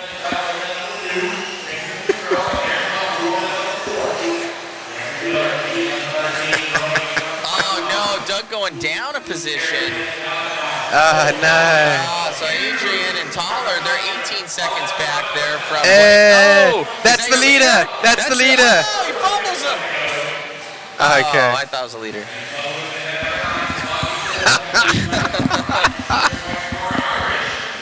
How fun is this, man? He has fumbled the football. This race is just for fun, and I believe we will only be running it today. So somebody had said that there's only TLR pros, no team associated. Oh, that's a bummer. I think it's because obviously Horizon TLR, like, right. It's just a fun race. Yeah, no X-ray guys. Ah, That's okay. bummer. It's a mini B, guys. It's no big deal.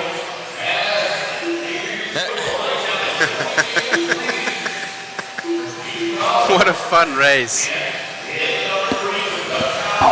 Sontag still holding on right now, but Tollard, Adrian Sitwell right there. He's coming right now. He's 14 seconds back and 2 minutes to go though. So this race isn't over yet. That's Matthew Blake driving with Tater Sontag. 9 seconds now. Here comes Adrian Sitwell. He's turning on the heat. Tollard's cheering him on.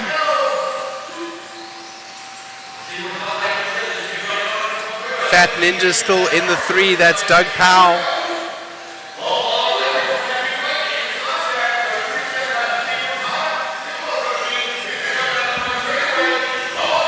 Oh no! I think that is our leader that just had a bob there. It's only 6 seconds in it now. Here comes Sitwell. Man, here we go. Sitwell's turning up the heat. They managed to get 17 laps in. Like you said, it's going to come down to the end, and we thought it was going to be Finn and Doug. I think that's the straightaway now. I think that's the 2. His battery's looking good. He's closing him up. He's only a couple of seconds behind. 0.4 seconds now. That is your 1 and 2. You can throw a blanket over them. A mini blanket, a mini bee blanket. 50 seconds left to go. They're going to be able to get by for 1 or 2 more laps. Can Adrian Sitwell close down Matthew Blake and steal the win, steal the glory? Here we go. Just a straightaway in it. They're both having to push now. 35 seconds left. Oh, lap traffic gets out of the way. That's perfect. He's on him. He's on him. Sitwell now. Come on. Does he have enough for Blake? He's on the back bumper. One more. They're going to get another lap. They're going to get another lap in. Sitwell's going to make the move. Oh, he's looking. He's looking. He's looking. Oh, no. But they both touch the pipe. Oh, no. He's broken. No way. No, he's refixed. He's fixed. He's fixed. He's fixed, but he's gone. Oh, man. He was looking. Damn, bro. Anything can happen. He made it by the line. Yeah, he did. He did. So Blake can still mess up. He's got to get it home. Blake, though, with a little bit of room to spare now, a little bit of breathing room. He'll probably single these. That's what I would do. Yeah, just bring it home. He's full send. What a race. What a fun race. What a fun race. Did you guys enjoy that in the chat? Mash the like button, guys. That was sick. What a bunch of fun. What a bunch of fun. Sitwell was looking. He had the move almost done, and then he didn't, and he caught the pipe and lost some time. That was it. Thank you very much for joining us today. Let's take a last chance to thank our sponsors. Our sponsors, Team Associated, ProTech RC, SXT, DRC, TDK, Exalt, TLR, Phantom Racing, Hobbywing, Motif, One Up Racing, DBR, R1 Works, Vision Racing, Factory Tracks Racing, K&K Hobbies, Mod Live Media, Boom Graphics, and Proline. Thank you so much for joining us, guys. We hope that you had fun. Coverage will continue tomorrow from what I will believe is 9 a.m. That will be Eastern Standard Time, depending on where you are in the world. 9 a.m. Eastern American Standard Time, as we are in New Albany, Indiana, here at Hoosier RC HobbyPlex for the Clash of Champions 2024, as we round out the day with the Mini B race, and we will have an interview to finish off. Thank you and goodbye. We will see you tomorrow.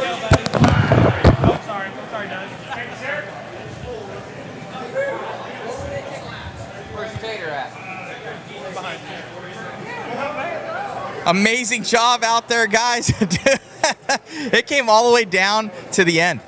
Yeah, Tater just made such an awesome lead for me to just kind of just cruise with the whole time, but I got pretty nervous there at the end, but he was coaching me the whole race. Maybe a little bit of shakes? Yeah, still shaking right now, but he was coaching me the whole way. It helped a lot. It was awesome. You had a 22-second lead. You set it out. I was like, he's the world champion in two-wheel. Now he goes to Mini B, and he's leading it out.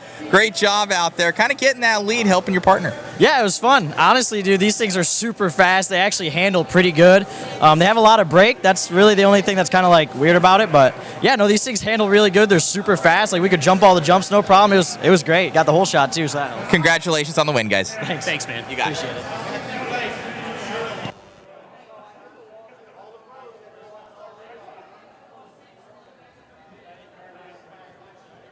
Watch out, Matthew.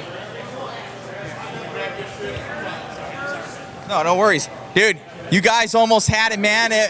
Right there at the end, you kind of just stuffed it. You're going for it. Yeah, I think you might have had him if you would have given it that extra lap.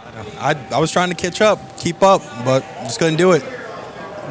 You had it, man. You got out there. What? Kind of proud of your partner making up a lot of time. Yeah, he drove very well. Honestly, drove better than what I could have done out there. But all I could have done is get a little bit better start. I came out like last, and there's chaos in the start. I'm like zigzagging through the straightaway. It was a lot of fun. So Go and watch the replay. We got it in slow motion. oh yeah, we'll have to. If you could see which car you were. 2.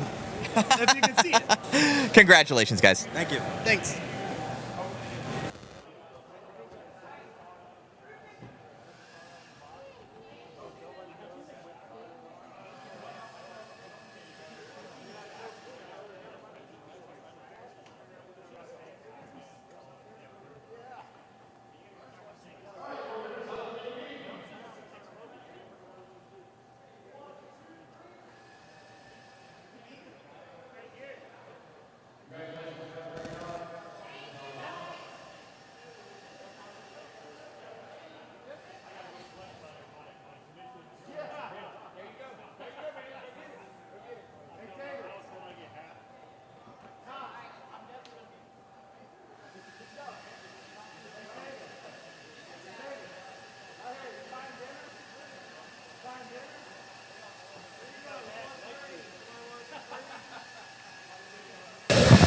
All right, guys. So we'll talk you through the end of this thing. Let me see where our handy dandy. There he is. Let me see if I can get Shane over here.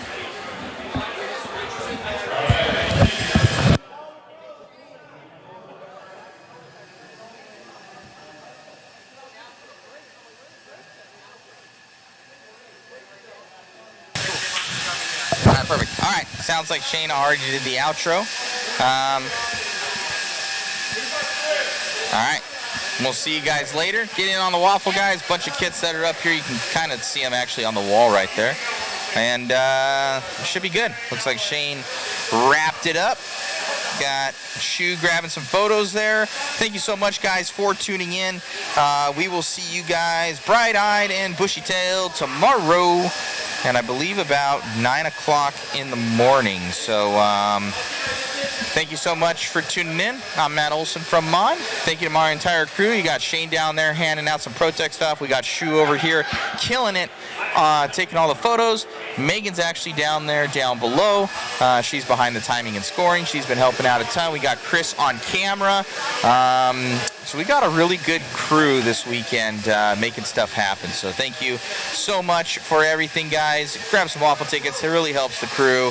And anybody that's online, you guys want some of your photos printed, we have them for $5. Basically covers our costs on those things. And hey, you guys have a souvenir for the weekend. So thank you so much, guys. Have a blessed night. Thank you once again to all of our sponsors. Obviously, JConcepts, Hoosier, Team Associated, ProTech RC, SXT, DRC, TDK, Exalt, TLR, Phantom Racing, Hobbywing, Motive, DBR.